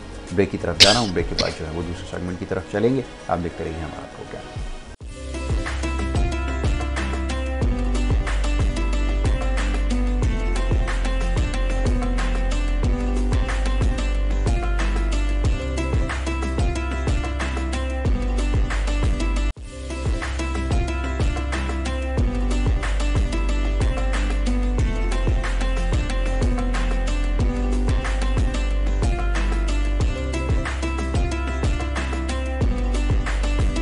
वेलकम बैक जी। एक दफ़ा फिर आपको खुशामदीद कहेंगे। और जनाब, ब्रेक पे जाने से पहले गुफ्तगू जारी थी। ईद का मौका है, यकीनन खुशी का मौका है, और इसको अच्छे और एहसन तरीके से मनाने की भी ज़रूरत है। ताहम जैसे प्रोग्राम के इब्तिदा में मैंने अर्ज़ किया कि ये वो वक्त नहीं है जिस वक्त खुलकर खुशी का इजहार किया जा सकता है, क्योंकि इस वक्त जो कुछ हो रहा है, बिलखुसूस जैसे मैंने फ़लस्तीन का तज़किरा किया, फ़लस्तीन के साथ साथ हमारे यहाँ कश्मीर की जो सूरत हाल है वो इंतहाई अबतर है। बहुत सारी चीज़ों से हम शायद अब लापरवाह हो चुके हैं, लेकिन ये कश्मीर का भी जो मामला है ये पहले से ज़्यादा संगीन हो चला है, और वहाँ पे भी जो इंसानियत सोज़ मसालिम किए जा रहे हैं, शायद उसकी भी नज़ीर तारीख़ इंसानी में नहीं मिलती। और इसके साथ साथ बिल्कुल जैसे फ़लस्तीन के बारे में मैंने तज़किरा किया कि 30,000 से ज़ायद लोग जो हैं वो शहीद किए जा चुके हैं, बड़ी तादाद उनमें औरतों और बच्चों की है। तो ये सोचने की ज़रूरत है कि हम किस तरफ जा रहे हैं, और बहैसियत एक मुसलमान कौम के और सबके ऊपर इसकी यकसां ज़िम्मेदारी है कि वो इसके बारे में सोचें, और वाक़तन इसके लिए सदेबाब करने की ज़रूरत है। इसके लिए अमलन कुछ करने की ज़रूरत है, जो कि हम अभी तक नहीं कर सके हैं। महज़ हम एहतजाज और सिर्फ़ ज़बानी जमा खर्च से हम काम ले रहे हैं, और इससे ज़्यादा अब तक हमने कुछ नहीं किया है। तो बहरहाल ख़्याल ये है, मेरा अपना ख़्याल ये है, राय ये है कि अगर हम कुछ भी ना कर सकें तो कम से कम मज़म्मत ही कर सकते हैं। ईमान का सबसे कम ये दर्जा है कि हम अगर जुल्म होते हुए देखें या कोई गलत काम होते हुए देखें, तो हम इसके लिए सिर्फ़ एहतजाज ही बुलंद कर सकते हैं। तो यही कुछ किया भी जा रहा है, और साथ साथ क्योंकि ईद का मौका है, तो जैसे मैंने कहा कि वज़ादारियाँ भी निभाना ज़रूरी हैं। तो ये जो खुसूसी प्रोग्राम है आज, इसकी नौइयत थोड़ी सी मुख्तलिफ है। बैकग्राउंड में आप देख रहे हैं, इसको बड़ी खूबसूरती से सजाया गया है। हमारी टीम ने बड़ी कोशिशों और काबिशों के साथ ये सारी काम किए हैं। बहरहाल ये एक मीडिया पे काम करने के हवाले से, एक हैसियत से मीडिया पर्सन के एक ज़िम्मेदारी भी है कि ये सारा एक महफिल जो है लगाई जाए।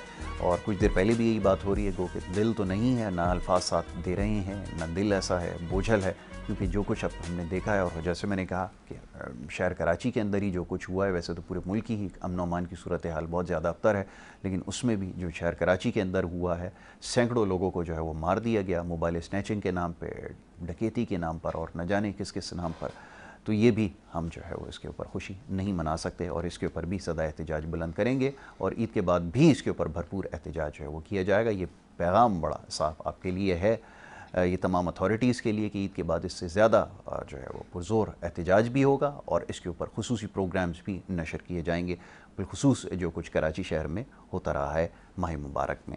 मौजूद मेहमानों का जो पैनल है उसमें थोड़ी सी तब्दीली वाक़ई हुई है। इस दूसरे हिस्से में जनाब इस वक्त हमारे साथ हमें ज्वाइन किया है डॉक्टर शफीक यासीन ने, जो कि एक माहिर नफ्सियात हैं, और हमारा एक खुसूसी प्रोग्राम भी है जो जुमे के रोज़ जो है नशर किया जाता है, जिसमें आपकी नफ्सियात के हवाले से हम मामलात के ऊपर गुफ्तगू करते हैं। तो मौजूद मेहमान डॉक्टर शफीक यासीन साहब ने तशरीफ़ फरमाए, उनको भी ईद के इस खुसूसी मौके पर खुशामदीद करूँगा। बहुत शुक्रिया, बड़ी नवाजिश डॉक्टर साहब। थैंक्स। और ईद की मुबारकबाद जो है वो कबूल कीजिए। और वैसे तो हम जब भी प्रोग्राम करते हैं नफ्सियात के हवाले से बात करते हैं, लेकिन अभी बड़ी दिलचस्प गुफ्तगू जो है कुछ देर पहले हो रही थी। हमारी जो मेहमान शख्सियात हैं उन्होंने बड़ी अच्छी बात की कि हमारी नफ्सियात में भी शायद ये चीज़ शामिल हो चुकी है कि हमें काम करने की शायद जो है वो ज़रूरत महसूस नहीं हो रही, और जनाब उसके साथ साथ जो कुछ हो रहा है वो आपके सामने है। तो हम ज़रा नफ्सियात के ऊपर बात करते हैं। ये जो काम ना करने की जो आदत है ये बन चुकी है, इसको कैसे तब्दील किया जाए, ये ज़रा फरमाइएगा। जी डॉक्टर साहब, आपकी क्या राय है? इस पे तो खैर हम बहुत बात कर चुके हैं पहले भी यासिर, और डेफिनेटली जितनी बात की जाए कम है। और आप सही कहते हैं कि इस वक्त इशू ये होता जा रहा है पाकिस्तान में कि लोग जो हैं लर्नड हेल्पलेसनेस में जा रहे हैं, मायूसी की तरफ जा रहे हैं, एंजाइटी बढ़ रही है, ट्रॉमा बढ़ रहा है। जैसे आप बता रहे हैं कि हादसात हैं, छीना झपटी है, माशी हालात सही नहीं हैं। लेकिन आई थिंक उससे बढ़ के जो इश्यूज़ हैं वो ये हैं कि हमारी लॉ अकाउंटेबिलिटी जो है वो एक बहुत बड़ा इशू है जी। और उसको अगर बेहतर बनाया जाए तो मेरा नहीं ख्याल कि इतनी ज़्यादा सिचुएशन ख़राब होनी चाहिए जितनी कराची में है। क्योंकि देखिए खाना पीना बेसिक नेसेसिटीज़ जिसके लिए इंसान जद्दोजहद करता है, छीनना झपटी करता है, क्या वो अवेलेबल नहीं है कराची में? मैं समझता हूँ है, क्योंकि जिस तरह से डोनेशंस दिए जाते हैं, जिस तरह से खाने पीने प्रोवाइड किए जाते हैं, जिस तरह से मैं समझता हूँ हम अफ्रीका में नहीं हैं रीज़नेबली। हमारा पाकिस्तान का शुमार डेवलपिंग कंट्रीज़ में होता था, मैं समझता हूँ अब हम अंडर डेवलप की तरफ जा रहे हैं। लेकिन क्यों? मसला ये है कि हम लोगों को बेसिकली बिल्कुल डिप्रेशन की तरफ फेंका जा रहा है। देखें जो स्किल है और एजुकेशन है यहाँ पर काम नहीं हो रहा। इसकी वजह है कि जो एजुकेशन हासिल करते हैं वो एक पॉइंट पे आके उनको एम्प्लॉयमेंट नहीं मिलती। स्किल्ड जो वर्कर्स हैं उनको फ़िल्टर सही से नहीं किया जाता, ना उनको प्रॉपर तरीके से लाइसेंस किया जाता है। ठीक है, हमारे पास एक बहुत बड़ी पॉपुलेशन है यंग लोगों की जिनको अच्छी तरह से यूटिलाइज़ किया जा सकता है। ठीक है, जिसकी यूटिलाइजेशन नहीं है। मुल्क में यूटिलाइज़ किया जा सकता है, एक्सपोर्ट किया जा सकता है, तरीके से एक्सपोर्ट किया जा सकता है। हम इंडिया को देखते हैं, चाइना को देखते हैं, उन्होंने किस तरह से अपनी यंग पॉपुलेशन को यूटिलाइज़ करते हुए विद इन फ्यू डिकेड्स अपने मुल्क की इकॉनमी को कम्प्लीटली चेंज कर दिया। ठीक है ना? अब मैं बात कर रहा हूँ टॉप बॉटम अप्रोच की, क्योंकि बात यह है कि ऊपर के लेवल से क्या चीज़ होनी चाहिए थी जो नहीं हो रही। वो चीज़ें जब नहीं होंगी और लॉ एंड ऑर्डर जो है ना बिल्कुल आउट ऑफ कंट्रोल होगा, तो बाकी जो लोग हैं जो कि तरीके से ज़िंदा रहना चाहते हैं, जो मिडिल क्लास है, जो मेहनत करना चाहती है, वो जब देखती है कि मेहनत की पूरी महीने की कमाई जो है वो मिनटों में हाँ उनके हाथ से चली आती है। मैं हॉस्पिटल चलाता हूँ। अभी पिछले महीने की बात है कि हम मेरे ही हॉस्पिटल में काम करने वाले एक डॉक्टर जब वो तनख्वाह लेके गया तो बेसिकली ना ही उसका वॉलेट छीना, पूरे पैसे महीने के चले गए, उसका मोबाइल चला गया। तो वो फिर इंसान कहता है मैंने पूरी महीने जो मेहनत करके कमाया था वो विद इन 5 मिनट्स जो है ना वो भी इस हरासमेंट के साथ कि वो गन दिखाते हैं और वो ट्रॉमा अलग होता है। जान कई लोगों की चले आती है जिसकी वजह से वाइफ है, बच्चे हैं, वो फिर ज़िंदगी भर के लिए एक ब्रेड विनर से मोहताज हो जाते हैं। तो मैं ये सवाल ये पूछ रहा हूँ कि हम जब टैक्सेस की बात अभी कुछ अर्स देर पहले हो रही थी, तो क्या वो टैक्सेस की यूटिलाइजेशन जो है लॉ एंड ऑर्डर की अकाउंटेबिलिटी नहीं हो सकती? बिल्कुल नहीं। इस्लाम कहता है कि अगर आप चोरी करते हैं हाथ काट दें। मैं इसको पूरी तरह से मानता हूँ। इसकी वजह है कि आप 10 लोगों के हाथ तो काट के देखें ना, 4 लोगों की गर्दन में तोड़ाएं, फिर मैं देखता हूँ कि कैसे चोरियाँ होंगी। एग्जैक्टली, बिल्कुल। कोई किसी की हिम्मत नहीं होगी, पीछे से पड़ी भी होगी, कोई हाथ नहीं लगाएगा। बिल्कुल। लेकिन क्या ये चीज़ें हो रही हैं हमारे मुल्क में? जब हम बात करते हैं इस्लामिक कंट्री की तो हम इस पे इम्प्लीमेंटेशन नहीं कर रहे। और इसके लिए मेरा नहीं ख्याल कि बहुत ज़्यादा फंडिंग की ज़रूरत है। इसके लिए ज़रूरत है इम्प्लीमेंटेशन की। बिल्कुल ठीक है, स्ट्रिक्ट इम्प्लीमेंटेशन है, बिल्कुल ऐसा ही जो कि नहीं हो रही। और जो बाकी मेहनत करने वाले लोग हैं वो डिमोरलाइज क्यों नहीं होंगे? फिर डिमोरलाइज होंगे, फ्रस्ट्रेट होंगे, उनकी एंजाइटी बढ़ेगी, उसका डिप्रेशन बढ़ेगा, ट्रॉमा बढ़ेगा, PTSD होगी, और ये सारी चीज़ें नफ्सियात को जो है ना फिर और मज़ीद बढ़ाती हैं। फिर वो पेशेंट्स आते हैं किसके पास हैं? साइकोलॉजिस्ट के पास आते हैं, साइकियाट्रिस्ट के पास आते हैं। शायद उनके पास नहीं आ सकते कि अफोर्ड नहीं कर सकते तो सुसाइड कर लेते हैं। पूरी फैमिली सुसाइड कर लेती है। और ये ट्रेंड बढ़ता जा रहा है। स्टूडेंट्स में देख रहे हैं, यंग लोगों में देख रहे हैं, रिक्शा ड्राइवर्स में देख रहे हैं, मेहनती लोगों में देख रहे हैं कि पहले मेहनत करते थे, आउटपुट था। अब मेहनत करते हैं, बचत नहीं है। हर चीज़ इतनी महंगी कर दी गई है, पेट्रोल से लेके एवरीथिंग। तो वो बेचारे नहीं पूरा कर सकते। जो ईमानदारी से काम करके ज़िंदगी गुजारना चाह रहे हैं वो पूरी तरह से नहीं कर पा रहे हैं। बिल्कुल ठीक है। जो शॉर्टकट्स ले रहे हैं उनके लिए आसानियाँ पैदा होती जा रही हैं। बिल्कुल ऐसा, ये शॉर्टकट्स ही हैं, आपने बिल्कुल सही कहा। जी सलमान साहब, क्या कहना चाहेंगे मज़ीद इसके ऊपर? क्या इजाफा किया जा सकता है? ये सब कुछ तो हो रहा है, जो लॉ एंड जस्टिस का सिस्टम है, मैं इसके ऊपर क्या कहूँ? मैं आपको सिर्फ इसके ऊपर एक वाक़या सुना देता हूँ, बाकी बात आप मेरे ख्याल में ज़्यादा बेहतर तौर पे समझ सकेंगे। एक कॉन्फ्रेंस एक जगह मुनक़िद हुई जहाँ पर पूरी दुनिया के जितने भी वज़ीर थे वो आए सारे, वो एक दूसरे से मीटिंग हो रही थी। तो एक अफ़गानिस्तान के एक वज़ीर आए, तो पाकिस्तान के वज़ीर भी एक वहाँ पर मौजूद थे। तो उन्होंने पूछा कि जी आपके पास कौन सी वजारत है। तो अफ़गानिस्तान के जो वज़ीर थे उन्होंने कहा मेरे पास जो है वो पोर्ट्स एंड शिपिंग की जो है वो वजारत है। तो वो बड़ा पाकिस्तानी वज़ीर हैरान हुए, मौसूफ़ कहने लगे कि जब वहाँ पे पोर्ट्स ही नहीं है तो ये पोर्ट्स एंड शिपिंग की जो है वो वजारत कैसे हो गई। उन्होंने कहा कमाल करते हैं, आपके मुल्क में भी तो इंसाफ़ और क़ानून की वजारत है। तो उसके ऊपर उन्होंने खामोशी इख्तियार की। तो मैं अब ये इससे ज़्यादा और क्या कहूँ, मैं अक्सर ये वाक़या दोहराता हूँ। तो ये ज़रा फरमाइएगा, ये सूरत हाल जब ऐसी हो तो फिर क्या किया जाए।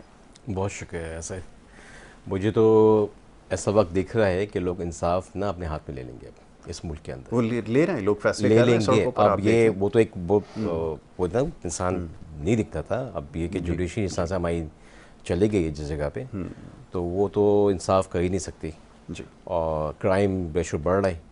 अब जो आपने कहा ले लेते हैं लोग, वाकई ले लेते हैं, जो जिसके हाथ लगता है वो उसको, जो स्नैचर होता है उसके साथ क्या करते हैं उसी तरह उसका मर्डर कर देते हैं। बिल्कुल ऐसा है ना। ये इतना वर्स हमारे सोचने जाए, लेकिन ये इससे और कहीं आगे ना निकल जाए। यही दिख रहा है कि आम इंसान जो इससे अफेक्ट हो रहा है, इसको देख के और ट्रॉमा में जहाँ डॉक्टर साहब से बता रहे हैं कि ये वाक़तन हम जो है ना एक ऐसे बनाना रिपब्लिक बन गए हैं जहाँ ना जुडिशरी है, ना लॉ इन्फोर्सेस एजेंसीज हैं, ना पुलिस कोई इदारा बचाया है इसको, ना ट्रैफिक पुलिस का इदारा बचाया है हमने कि कम से कम हम एक ट्रैफिक कंट्रोल करते हैं, अब एक पुलिस के जो थाने को इतना पावरफुल करते हैं कि वो उसमें अपने कानून की पासदारी कर देता है वहाँ पे लोगों के साथ। लेकिन उस पुलिस वाले को हमने करप्शन में लगा दिया बेचारे को, और उसकी सैलरी पे कभी होते हैं, कभी वो खुद अपनी सिक्योरिटी पे होते हैं। सैलरी तो माशाल्लाह बहुत अच्छी है। आप मैं बता दूं, यकीन जाने पुलिस वालों को भी सबसे बड़ा अपने सिक्योरिटी का इफेक्ट रहता है। जुडिशरी को भी सिक्योरिटी का इफेक्ट ही रहता है कि जुडिशरी अगर कुछ करना चाहे तो उसके ऊपर नीचे दाएं बाएं से उसको फोन आ जाती है, उसको ब्लैकमेल किया जाता है और उसको लॉकअप किया जाता है और उसको या किसी उसके रिलेटिव को लॉकअप किया जाता है और अपने तौर पे इंसाफ लिखाया जाता है जो उनके मकसद के होते हैं लोग। ये हम देख रहे हैं, केस तो आपके सामने लगा हुआ है सुप्रीम कोर्ट में। तो ये मुल्क का अलमिया है। यकीन जाने जब ये इंसाफ नहीं होगा इस मुल्क में, लोअर कोर्ट से लेके थानों से लेके हाई कोर्ट से लेके, जब तक आप इंसाफ नहीं देंगे कौमें नहीं बनेंगी। वही हाथ काटें, जेल करें, पनिश करें, किसी भी तरह अगर आज तहैया कर लें हम कि हमें सिस्टम सही करना है तो सिस्टम हो सकता है सही। कोई चीज़ हम लोगों का कैरेक्टर नहीं बदल सकते लोगों को, लेकिन उनको खौफ दिला के फोर्स करके उनके ऊपर ऐसा कानून लागू करके कि यार अब ये आज से थाने में बत्ता नहीं जाएगा। ये गुटके छालियाँ जो होती हैं बिकती हैं, आज भी बिक रही है ना। क्यों मिल रहे हैं गुटके? पहले वो गुटका ऊपर कैबिन के ऊपर पान वाला बेचता था, अब वो नीचे रख के देता है। अब वो नीचे रख के देता है। वो बिल्कुल ऐसा ही है। चौकों पे बंदे खड़े होते हैं, पुछाने वाले, देने वाले, सप्लायर बन गए, सप्लाई के पैसे भी लेते हैं। तो भाई ये क्या है? कैंसर का जो हमारे मुल्क में एक हो गया है कि हर 10वें घर के अंदर कैंसर आ गया है। इसकी वजूहत क्या है? बिल्कुल ऐसा ही। जवान बच्चे आप जाके देखें, सेंटर्स में जाके देखें, वो कैंसर के मर्ज में मुब्तला हैं। बिल्कुल ऐसा ही। इसमें इसकी वजूहत हैं। आपने सिगरेट को इतना ओपन छोड़ा हुआ है कि उसमें वो चीज़ें माशाल्लाह बिल्कुल। हाँ, तो बेसिकली ये चीज़ें जब आम हो जाएंगी इस माशरे के अंदर, तो और फिर पुलिस को पावर नहीं दी गई, पावर दी गई तो मिसयूज कर लेती है ना। देखिए मिसयूज करते हैं जब आप उस इलाके का थानेदार नहीं होगा, उसको कोई इंटीरियर से या कोई दूसरे इलाके से ले आएंगे, कोई दूसरी सूबे से ले आएंगे, प्रोविंस से ले आएंगे, तो उसको शर्मिंदगी कहाँ होगी महसूस? बिल्कुल नहीं होगा। उसको शर्मिंदगी नहीं होगी ना कि उसके 2-4 अपने शुदा होंगे जब देखेंगे उसको क्राइम करते हुए, या उसको देखेंगे कि यार क्राइम हो रहा है, इसको तुम स्टॉप करो, रोको, पूछने वाला उसका गिरबान पकड़ेंगे कि यार देखो तुम्हारे इलाके में क्या हो रहा है। सही है। तो उसको क्या परवाह है? वो कहीं उससे भी उठ के आ जाए, यहाँ से उधर ट्रांसफर के चले जाए, वहाँ से ट्रांसफर के चले जाए। ऐसा नहीं होता। माशरे देखो, माशरे नहीं बनते, माशरे बनते हैं एक आप लोकल बॉडी बनाई जाती है, उसको लोकल बॉडी के साथ आप उसको सिक्योरिटी में भी लाते हैं ताकि सबसे ज़्यादा आंसरेबल हो है। और अगर अकाउंटेबिलिटी नहीं होगी तो फिर यही आपको हर तरफ नजर आएगा। ज़ाहिर है कि आप देखें सब कुछ आज़ाद है और ये किसको नहीं पता। पहले तो हम जब कभी बात करते थे ना मीडिया पे तो बड़े ढके छुपे अल्फाज में करते थे, लेकिन अब तो सब कुछ एक्सपोज हो चुका है कि ये जितने भी सारे काम हो रहे हैं अल्हम्दुलिल्लाह थानों की निगरानी में, SHOs की निगरानी में, उनके सीनियर ऑफिसर्स की निगरानी में सबको पता है कौन क्या कर रहा है। अब तो खैर कोई ढकी छुपी बात नहीं है कि अब तो गैंग्स भी माशाल्लाह से चल रहे हैं। और अब तो एक और भी मैं आपको बात बताता हूँ, ये जो अभी आप बात बता रहे हैं ना कि ये सारे गदागर आपको इर्द गिर्द नज़र आ रहे हैं, इनको भी यही लोग ऑपरेट कर रहे हैं, तो कोई छुपी बात नहीं है। जी सरबत, इसमें क्या इजाफा करना चाहिए? मैं तो ये कह रही हूँ जितने ज़्यादा NGOs खुल रहे हैं उतने ही ज़्यादा फ़कीर भी आ रहे हैं। फ़कीर भी आ रहे हैं, उससे भी ज़्यादा आ रहे हैं, उन्हीं को फंड कर रहे हैं ना। हाँ जी। लेकिन मैं लाइन में खड़ा कर देना आपने सबको, खुद मैं ये लोअर मिडिल क्लास लाइन में खड़ी हो गया किसी भी। हाँ, लेकिन मैं ये कह रही हूँ कि अवाम की भी बहुत बड़ी जिम्मेदारी होती है। अब जैसे हम अपना घर है, घर के आगे कोई आके हमारे खड़ा नहीं हो सकता जी। सिर्फ इतनी हमने भी अपने आप को महदूद किया हुआ है ना। अगर हम इन्हें फोर्स करेंगे, हम इन्हें जाके शिकायतें के अंबार लगा देंगे तो गवर्नमेंट करती है। गवर्नमेंट जिसको लाना चाहे, जिसको करना चाहे करती है वो। जब वो देखेगी कि हमें इन्हें कुछ चाहिए ये है तो वो देगी ये मैं आपको बता रही हूँ। देखिए ना, हमारे इस्लाम में भी है कि जैसी रियाया वैसे ही हिक्मरान। तो ये तो साफ बात है। मैं तो समझती हूँ मैं अपने घर की जो भी कर रही हूँ ना, इर्द गिर्द जो देख रही हूँ ना, ये मेरी अपनी वजह से हो रहा है। आपका बच्चा, अगर मेरा बच्चा मोहल्ले का मैं तूबा से जरा इस बारे में बात करना चाह रहा हूँ, फिर आपकी तरफ आता हूँ। सबको बराबर का मौका दिया जाए। मैं असल में ये चाह रही थी कि हमें भी इंसाफ करना जरूरी है ना। अगर हम इंसाफ का प्रचार कर रहे हैं तो एंकर की भी जिम्मेदारी है सबको बराबर का मौका। बातें बहुत अच्छी कर रहे हैं ना ये लोग, इसलिए इनकी जरा हम भी सुनने लगते हैं। नहीं, ये बातें नहीं कर रही हैं आप, हमें फंसवा रही हैं ये तो अच्छा तो ये है चक्कर। नहीं, बात खुलकर कर रहे हैं। हम तो वो वाली बातें लेकर आ रहे हैं कि तरबियत के बगैर तालीम होती है? आप ये बताइए। बिल्कुल ऐसा। ये एक दूसरे से कैमरेज सिस्टम जो लगा दिया गया है ना, अब ये कैमरेज सिस्टम नहीं है, ये हमारे आंख के बच्चों की बिगड़ा बिगाड़ा जा रहा है, उनको मजीद बिगाड़ा जा रहा है कि आप किस तरह से बच्चे। कैमरेज सिस्टम बेहतरीन सिस्टम है क्योंकि आप प्राइवेटली इसे पढ़ सकते हैं। बिल्कुल ठीक है, आप इसे एग्जाम दे सकते हैं, आप किसी मुल्क में। हमने सारी जिंदगी यही किया। गुफ्तगू करेंगे, ये बड़ा ज़रूरी है कि कौन सा एजुकेशन सिस्टम हमारे लिए मौजूद है और कौन सा नहीं है। हमारे यहाँ तो तबकाती निज़ाम है ना, हमारे यहाँ इतनी बड़ी और तरबियत नहीं, ये सही है। मैं इसके ऊपर आगे चल के ज़रूर बात करूँगा। मैं ज़रा तूबा से इस बारे में बात करूँ। तूबा, बहुत कुछ कहा जा चुका है और सब कुछ आपके सामने ही है मेरे ख्याल में। और वैसे तो ये ईद का मौका है, ये सवाल बड़ा हुआ कि जो वज़न कम करने के लिए है ना, कौन सी ऐसी डाइट रखी जाए। लोगों ने इखलाकन, अच्छा वो मैं सोशल मीडिया पे तबसरे देखता हूँ, बड़े दिलचस्प तबसरे उसके ऊपर होते हैं कि रोज़े फ़र्ज़ किए गए थे, पकौड़े समोसे हमने खुद अपने ऊपर फ़र्ज़ किए और उससे जान बचाना भी हमारे लिए बड़ा मुश्किल था। अब आपके पास तो बड़े इंटरेस्टिंग सवाल आते होंगे कि कोई ऐसा डाइट प्लान दें कि जिसके अंदर समोसे पकौड़े खाने की इजाज़त भी हो, सहरी के पराठे भी हो, सब कुछ हो और वज़न भी जो है वो कम होता रहे। तो वो ज़रा बताइएगा ज़रा ऐसी सूरत हाल का कैसे मुकाबला। देखिए आपने जैसे इनिशियली भी क्वेश्चन किया था कि क्या चेंज देखा है आपने, अब चेंज देखा है हेल्थ पर्सपेक्टिव में। लोग काफ़ी तब्दीली आई है। अब लोग वज़न कम करने से भी बियॉन्ड सोचने लगे हैं। पहले सोचते हैं कि यार बड़ा कमज़ोर फील करते हैं। पहले ख़वातीन मेरे पास बहुत, आई थिंक 90% ये रेशो होता था कि वो आती थी वज़न कम करना है। अब काफ़ी माइंडसेट चेंज हुआ है। 60% मैं कहूँगी फ्लक्चुएट हुआ है। अब ख़वातीन के ये सेंस डेवलप हो गया है। इवन मैन तो खैर पहले से थोड़ा सा था माइंड डेवलप कि भाई स्ट्रेंथ डेवलप करनी है, फिटनेस की तरफ आना है। अब लोग आते दोनों चीज़ों को लेकर हैं होलिस्टिकली। अब माइंडसेट ये हो गया है कि लोग देखते हैं कि भाई रमज़ान में कमज़ोर फील ना करें, स्ट्रेंथ भी आए, वज़न भी कम हो। ऐसा नहीं हो कि रमज़ान ओवर हो तो मेरे हेयर फॉल हो रहा हो या मेरी स्किन ख़राब हो चुकी हो। तो अब लोग होलिस्टिक प्लान की तरफ जा रहे हैं जो बड़ा अच्छा है। और अल्हम्दुलिल्लाह अब ऑप्शंस बहुत है मार्केट में। अगर आप थोड़ा सा विजडम से काम लें, थोड़ा सा आप मार्केट में जाकर रिसर्च करें तो बहुत सारी चीज़ें आपको ऑर्गेनिकली मिल रही हैं। अब इस बार मैंने प्लान क्रिएट करके, जैसे हम देते हैं हमारे एक तरीक़ाकार है कि हम बताते हैं कि भाई आपको लाल पीले शरबत नहीं पीना है। अच्छा, मैंने प्रीवियसली लास्ट ईयर काफ़ी तिब नबवी भी पढ़ना शुरू किया और वो मैंने ऐड भी करना शुरू किया। पहले तो खैर मैं काफ़ी अमेरिकनाइज वर्जन और portion control and we calorie measured calorie deficit diet पे जाते थे। पर मैंने रियलाइज़ किया कि नहीं, ये लॉन्ग टर्म नहीं होता। लोग लास्ट नहीं करते हैं। लोग इनिशियली फॉलो करना शुरू करते हैं बड़ी इंथ्यूजियास्टिकली, 1 महीने 2 महीने, फिर वो बाउंस बैक करते हैं और सारा जो प्लान बना होता है उसका अपोजिट ही उसका रिएक्शन होता है। तिब नबवी को अगर आप फॉलो कर रहे हो तो बड़ी तरीके से मॉडेस्ट वे में आप उसे लॉन्ग टर्म साल भर लेके चल सकते हैं। और मैंने लोगों को बताया कि भाई आप सीधा ऑर्गेनिक चीज़ें घर में लाइए, चिया सीड्स लेकर आ जाइए, जैतून रखिए घर में, ऑलिव ऑयल का यूज़ बढ़ा दीजिए। आप तलने के बजाय आपके अवन मौजूद है आपके घर में। अब तो खैर हम ख़वातीन के, अगर आप मेरा पेज फॉलो करें तो कुछ हम डालते भी हैं ख़वातीन के टिप्स कि वो कैसे आपको बताती हैं कि आप वेल नरिश्ड फूड खा सकते हैं विदाउट फ्राइंग, अवन यूज़ करते हुए, एयर फ्राई यूज़ करते हुए। तो हम शहद का पानी, मैंने सबको सजेस्ट किया कि अगर आप रोज़ा खोलें तो आप खजूर एंड देन शहद का पानी विद चिया सीड्स, उसका वो इतना फाइब्रस होता है, गमी लाइक होता है कि वो आपका पेट भी बहुत अच्छी तरह भर देता है बड़े पोर्शन में। आप फ्रूट्स का पोर्शन लीजिए।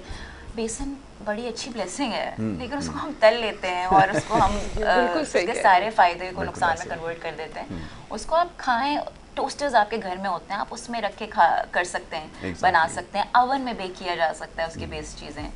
आलू बहुत अच्छे हैं, बहुत न्यूट्रिशियस हैं, उसमें बड़े अच्छे अल्लाह ताला ने आयंस दिए हुए हैं, वो आप बिल्कुल खा सकते हैं। Stop frying them please, don't fry them. नहीं, हर चीज़ को फ्राई कर देते हैं, प्रोटीन को भी फ्राई कर देते हैं, ग्रिल कर लें। आपके पास स्टोव घर में मौजूद है, अगर गैस आ रही है तो ये सारे ऑप्शन हैं। Just stop frying your stuff. बस रमज़ान में जो कल्चर हमने डेवलप कर लिया ना फ्राई करने का, उसके ऑल्टरनेट्स ढूंढ लीजिए जो कि आपके घर में ही मौजूद है। आपके घर में अवन मौजूद है, टोस्टर मौजूद है, जो अफोर्ड कर सकते हैं उनके पास एयर फ्रायर मौजूद है। तो सारी चीज़ें जो आप बना रहे हैं और आप सब खा सकते हैं।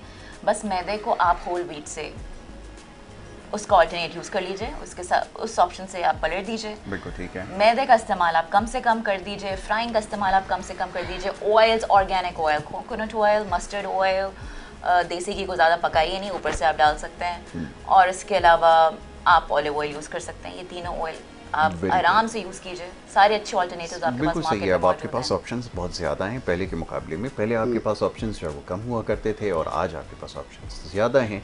तो इसके ऊपर इंशाल्लाह फिर ज़रूर बात की जाएगी। वक्त कम है और मुकाबला सख्त है।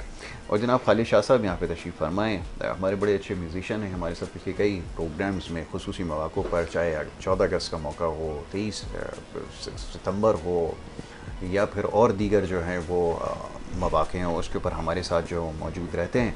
तो आज भी ईद के मौके पर हमारे साथ शाह साहब मौजूद हैं। शाह साहब को खुशामदीद भी कहूँगा, ईद की मुबारकबाद भी दूँगा। शाह साहब वैसे तो बहुत सारे आपसे जो है वो गाने सुनने थे, लेकिन ये क्योंकि ईद का मौका ऐसा नहीं है, थोड़ा सा आज मुख्तलिफ है, तो माहौल को थोड़ा सा तब्दील करने की ज़रूरत है। लेकिन एक ब्रेक के लिए कहा जा रहा है। पहले तो मैं एक ब्रेक लूँगा और ब्रेक के बाद आऊँगा तो शाह साहब से जो है वो गाना सुनेंगे और उसी के साथ जो है फिर हमारा सिलसिला जो है वो आगे बढ़ेगा। तो एक छोटी सी ब्रेक है, ब्रेक के बाद सिलसिला जारी रखेंगे। आप देखते रहिए हमारा प्रोग्राम।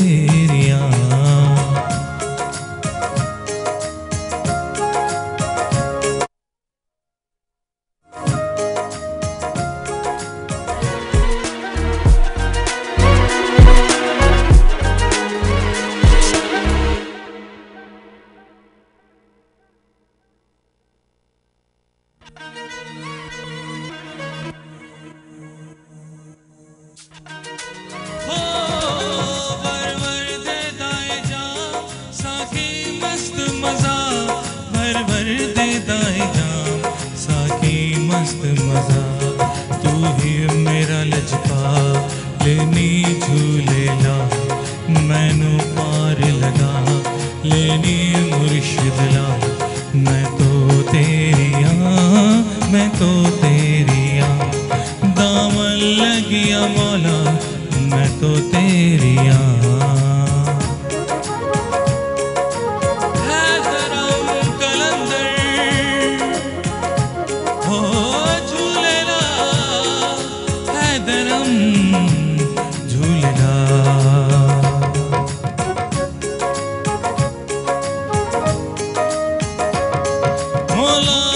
मुश्किल कुशा बिगड़ी बात बना।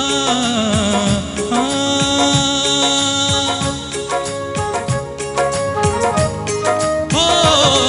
मौला मुश्किल कुशा बिगड़ी बात बना, मौला मुश्किल कुशा बिगड़ी बात बना, मौला मुश्किल कुशा बिगड़ी बात बना। तू ही मेरा लजपाल लेनी झूलेला, मैनू पार लगा लेनी मुश्किला। मैं तो तेरी मैं तो तेरी दामन लगिया मौला, मैं तो तेरी मस्तो मस्त कलंदर, मैं तो तेरी ओ दामन, ओ दामन लगिया मौला, मैं तो तेरी शाह साहब बहुत खूब बड़ा कमाल आपने इसको गाया और बड़ा कमाल आपने निभाया भी। तो जनाब ये सिलसिला हमारा जारी है और ईद की एक खुसूसी नशिस्त है जिसमें मेहमानों की आमद का सिलसिला जारी है। और ब्रेक पे जाने से पहले मुख्तलिफ मामलात पर गुफ्तगू हो रही थी, ख़ास तौर पे जो समाजी नौइयत के मामलात और मसाइल हैं जो कि बहुत ज़्यादा हैं, इसके ऊपर हम गुफ्तगू कर रहे थे। हमारे मुख्तलिफ मेहमान यहाँ पर अपने अपने हिसाब से इसके ऊपर तबसरा कर रहे थे और राय दे रहे थे कि हमें इस्लाह की ज़रूरत है और सब में ज़्यादा ज़रूरी है कि सबसे पहले अपनी इस्लाह की जाए। और ख़्याल ये है कि अगर अपनी इस्लाह की जाएगी तो उसके बाद हमें माशरे में बतदरीज बेहतरी नज़र आना शुरू हो जाएगी। ईद के मौके पर वैसे तो रवायती सवालात होते हैं, ईद कैसे मनाई जाती है और क्या कुछ होता है, लेकिन हम सब की इस वक्त जो सोचने का तरीक़ा है और जो कुछ हम महसूस कर रहे हैं वो ज़्यादा मुख्तलिफ नहीं है। हमें बहुत ज़्यादा इस वक्त दिल गिरफ्तार हैं और क्योंकि जैसे मैंने बार बार इस चीज़ का तस्करा कर रहा हूँ, जो कुछ फ़लस्तीन में हो रहा है, जो कुछ कराची में हो रहा है, जो कि कश्मीर में हो रहा है और दीगर जगहों पर हो रहा है, ये हम सब के लिए बहुत ज़्यादा परेशान कुन और तकलीफ़ देह है। और अगर ऐसी सूरत हाल का, गैर मामूली सूरत हाल का अगर सामना होगा तो यकीनन फिर ईद जो है वो इसी तरह फिर मनाई जा सकती है। और जैसे मैंने अर्ज़ किया कि वैसे तो कतई दिल नहीं था कि इस दफ़ा कोई प्रोग्राम ख़ास किया जाए, ताहम ये क्योंकि एक चैनल की एक डिमांड थी, ये रिक्वायरमेंट है कि ये प्रोग्राम करना ज़रूरी है, तो मौजूद मेहमानों से भी इन्हीं मामलात के ऊपर गुफ्तगू हो रही है। गुफ्तगू के सिलसिले को मज़ीद आगे बढ़ाऊँगा। मौजूद मेहमान तशरीफ़ फरमाएं।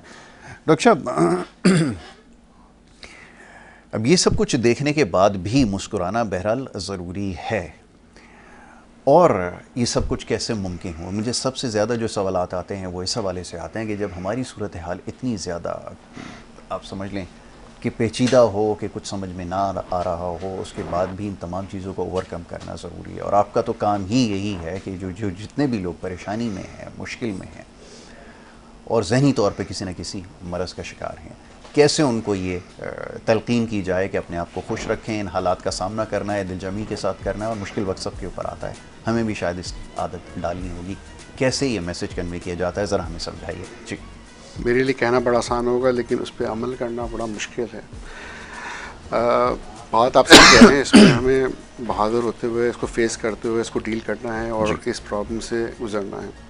साइकाट्री सोचते हुए कि हम बेसिकली, हमारे दिमाग के 3 लेवल्स होते हैं। एक बेसिकली लिजर्ड ब्रेन होता है, फाइट एंड फ्लाइट रिएक्शन, जैसे उसका काम होता है सर्वाइवल। उसके ऊपर मेमेलियन ब्रेन होता है, उसके ऊपर ह्यूमन ब्रेन होता है जो कि एब्स्ट्रैक्ट थिंकिंग करता है। 3 लेयर्स हैं।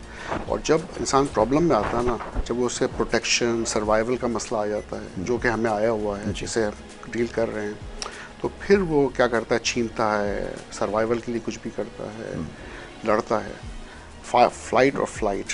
और देखते भी हैं मुल्क छोड़ के लोग जा रहे हैं यहाँ पे, जो हैं वो इसलिए हैं कि जा नहीं सकते और अपने सर्वाइवल के लिए कुछ भी कर रहे हैं, तो बेसिकली उसके ऊपर के लेवल पे जब आप सोचना चाहते हैं ना, तो आपको बेसिकली सर्वाइवल लेवल से ऊपर आना ज़रूरी है।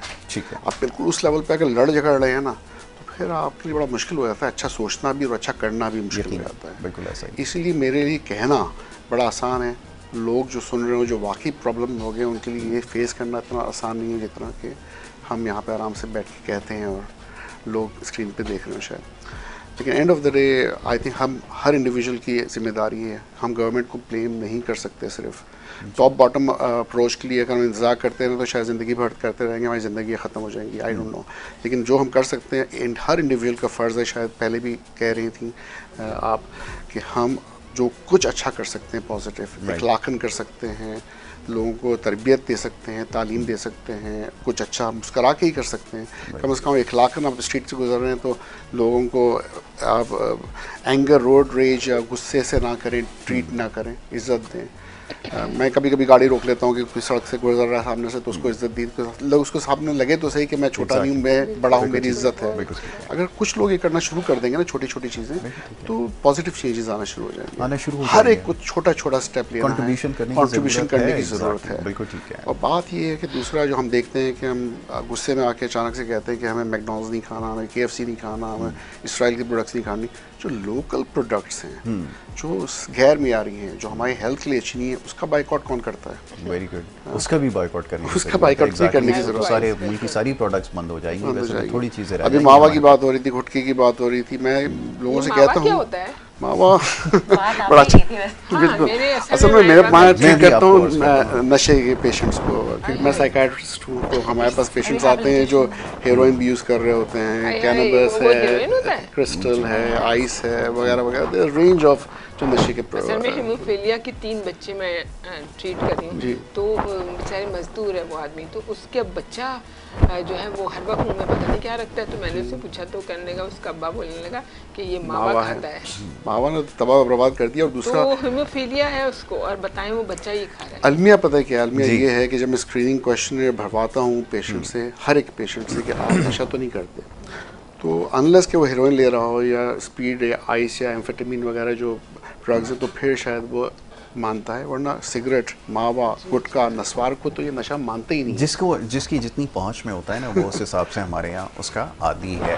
अब मैं लास्टली सलमान साहब आपसे ज़रा ईद का एक मैसेज, एक रिवायती जुमला है, चलें दोहरा देता हूँ कि ईद पे क्या पैगाम देना चाहेंगे जो प्रोग्राम देखने वाले लोग हैं या अजीज़ व अहबाब जो कुछ इस वक्त प्रोग्राम आपका ये देख रहे हैं, उनके लिए क्या मैसेज हो सकता है ईद के मौके पर? ज़रा फरमाइए। बहुत शुक्रिया सर। मैं तो यही कहूँगा कौम से कि मुस्बित सोच पैदा करें अपने आप में और कोशिश करें सेल्फ डेवलप करों की। खुद से ही आप कुछ कर सकते हैं। हुकूमतें जो हैं वो नाकाम हो चुकी हैं 76 ईयर से। ठीक है। ये कौम को अब दोबारा से खुद से उभरना होगा। अपने बच्चों को तालीम दें, अच्छे से अच्छी दें, चाहे कुछ भी कहें आप। माँ बाप अपने सर्वाइव करें, जब भीख मांगें आप, लेकिन बच्चों को अच्छे से पढ़ाएँ, उनकी अच्छी तरबियत दें, उनको अगर तालीम दे सकते हैं अच्छा सा हुनर दें उनको। कम से कम एक अच्छे शहरी बने, कम से कम एक किरदार अदा करें और कम से कम किसी आगे भीख ना मांगे।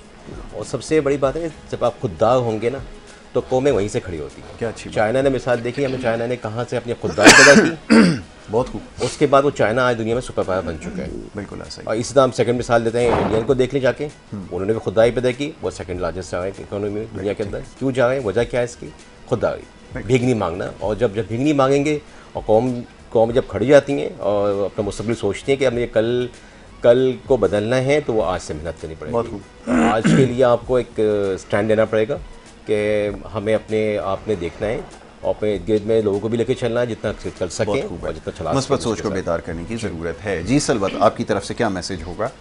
बस मैं तो बहुत छोटा सा मैसेज दूंगी कि अपनी ज़बान पे कंट्रोल करें। सबसे बड़ी बात, पेशेंस डेवलप करें। नहीं, बिल्कुल सही आप कह रहे हैं। मुश्किल काम इसलिए है कि माहौल नहीं है हमारा। ऐसा ही है। एनवायरनमेंट बनाता है आपको, कुछ नहीं है आपका माहौल आपको बनाता नहीं है ज़बान पे कंट्रोल। आप बिल्कुल सही कह रही हैं। वो जब तक हम अपने बच्चों को जुल्म से नहीं, तरबियत आपको रहम की देंगे और ज़बान की सख्ती को ख़त्म कराएंगे, हम खुद ब खुद ठीक हो जाएंगे। बहुत अच्छा मैसेज है सलमान जी। इकबाल, क्या मैसेज होना चाहिए? जी बस जो कुछ हमने आज पूरा ओवरव्यू लिया है कि क्या हो रहा है, मैं कहूँगी कि हैव फेथ इन अल्लाह सुब्हाना ताला। कौमों पे मुश्किल वक्त भी आते हैं और कई बार हमारी जैसी कौमें उठी हैं और उन्होंने लीड किया है। यहाँ जहाँ से हम देख रहे हैं चीज़ों को, इस वक्त लगता तो नहीं है ऐसा, but there be good times इंशाल्लाह। इंतजार करना चाहिए कि वो और ये कि उसके लिए इनिशिएटिव लेना हर इंसान को अपनी अपनी तरफ से ज़रूरी है। बिल्कुल ठीक है। और माहौल हमें नहीं, हम माहौल को बनाते हैं। मैं I would like to amend that कि ईच पर्सन कंट्रीब्यूट करता है सोसाइटी में। अगर आप अच्छा इनिशिएटिव ले रहे हैं तो आप एग्जांपल सेट कर रहे हैं अपने आसपास के लोगों के लिए, अपने आने वाली जनरेशन्स के लिए। तो प्लीज़, हर बार हम नेगेटिव एस्पेक्ट्स के ऊपर बात तो कर रहे होते हैं, लेकिन there are lot of positive things जो अल्लाह ताला ने हमें नवाजा भी है और नवाज रहे हैं। और अभी भी हमारे पास अच्छे ऑप्शंस हैं गवर्नमेंट के पॉइंट ऑफ व्यू से भी, अपने आसपास के एनवायरनमेंट के पॉइंट ऑफ व्यू से भी। हर तरह से अल्लाह ताला ने आपको प्रोवाइड किया हुआ है, लेकिन बस उस पर फेथ रखिए, उसने जो बताया उस पर अमल कीजिए और कीप योर होप्स हाई। बिल्कुल ठीक है, ये इस वक्त सबसे अच्छा मैसेज यही हो सकता है। डॉक्टर साहब, आपका मैसेज क्या हो सकता है? सादगी आई थिंक इम्पॉर्टेंट है। जिनके पास है वो भी सादगी इख्तियार करें, शो ऑफ ना करें। क्या अच्छी बात। सादा कपड़ा, सादी गाड़ी, सादा फ़ोन, ज़रूर सादा। क्यों हम चीज़ें महंगी ख़रीद के लोगों को फ्रस्ट्रेट कर रहे हैं कि जो अफोर्ड कर सकते हैं उनको भी चाहिए कि जो ज़रूरत की चीज़ें ज़रूर करें। अगर ज़रूरत महंगे कंप्यूटर की है, महंगे फ़ोन की है, अगर ज़रूरत है तो ठीक है, लेकिन नहीं है तो सादा। और क्यों एक्स्ट्रा खर्च करें? इस वक्त ज़रूरत है हमें कि हम लोकल प्रोडक्ट्स ख़रीदें अपनी मुल्क की, और दूसरी जो जितनी हो सके सादगी, ये ज़रूरी है। बहुत अच्छी बात है। और मेरे ख्याल में जो हमारे मेहमान हैं आज उन्होंने खूबसूरत ये मैसेज दिया है। वैसे तो तमाम गुफ्तगू ही एक मैसेज है लेकिन इसमें क्या इजाफा किया जाए, जैसे डॉक्टर साहब ने कहा कि सबसे पहले जिस चीज़ की ज़रूरत है वो ये कि जो दिखावा है, जो रिया है, इससे पहले बचने की ज़रूरत है। ये किसी भी ज़िंदगी के पहलू में अगर शामिल हो, चाहे इबादत के अंदर हो, उसको रियाकारी का नाम दिया गया है, इससे बचने की ज़रूरत है। ये इबादत को ज़ाया करती है। इसी तरह अगर दुनियावी मामलात के अंदर भी अगर दिखावा है तो ये महज आपको सिर्फ तबाही की तरफ लेकर जाएगा, इससे बचने की ज़रूरत है। सलमान ने बड़ी अच्छी बात की, मुस्बत सोच पैदा करें। ये इस वक्त दूसरी सबसे अहम चीज़ है कि अपनी सोच को आप मुस्बत करें। तनकीद यकीनन होनी चाहिए, तामीरी तनकीद होनी चाहिए, और उसमें भी अगर मुस्बत सोच आपकी होगी तो सबसे पहले जिस चीज़ को आप तब्दील करेंगे वो आप अपना आप है, अपना मुहस्बा करेंगे और उसके बाद ख़ुद को तब्दील करेंगे। तो ये दूसरी सबसे अहम चीज़ है। तो सलमान ने बड़ी अच्छी बात की। सलवत ने कहा ज़बान पे काबू रखें। यकीन कीजिए कि ये इस वक्त इसके ऊपर मेरे ख़्याल में अगर बात करना शुरू करें तो शायद कई प्रोग्राम्स शुरू हो जाएंगे। इस वक्त जो सबसे ज़्यादा जिस चीज़ की हमें ज़रूरत है वो ये कि हमें अपनी ज़बान पर काबू होना चाहिए, जो कि नहीं है बिल्कुल। हम अफसोस के साथ कहना ये पड़ता है कि टीवी प्रोग्राम्स के अंदर भी जब हम देख रहे हैं या जो कुछ हमने देखा है, बड़ी अफसोस के साथ और बड़ी बदकिस्मती हमारी है, इसी माह मुबारक के अंदर जो कुछ हमने देखा है, जो कुछ हमारी लफ्ज़िशें हुई हैं, ज़बान से जो कुछ हमने कहा है, वो दानिस्ता हो या नादानिस्ता हो, ख्याल यही है कि वो नादानिस्ता ये सारी बातें कही गई हैं। अल्लाह ताला उसको दरगुज़र फरमाए।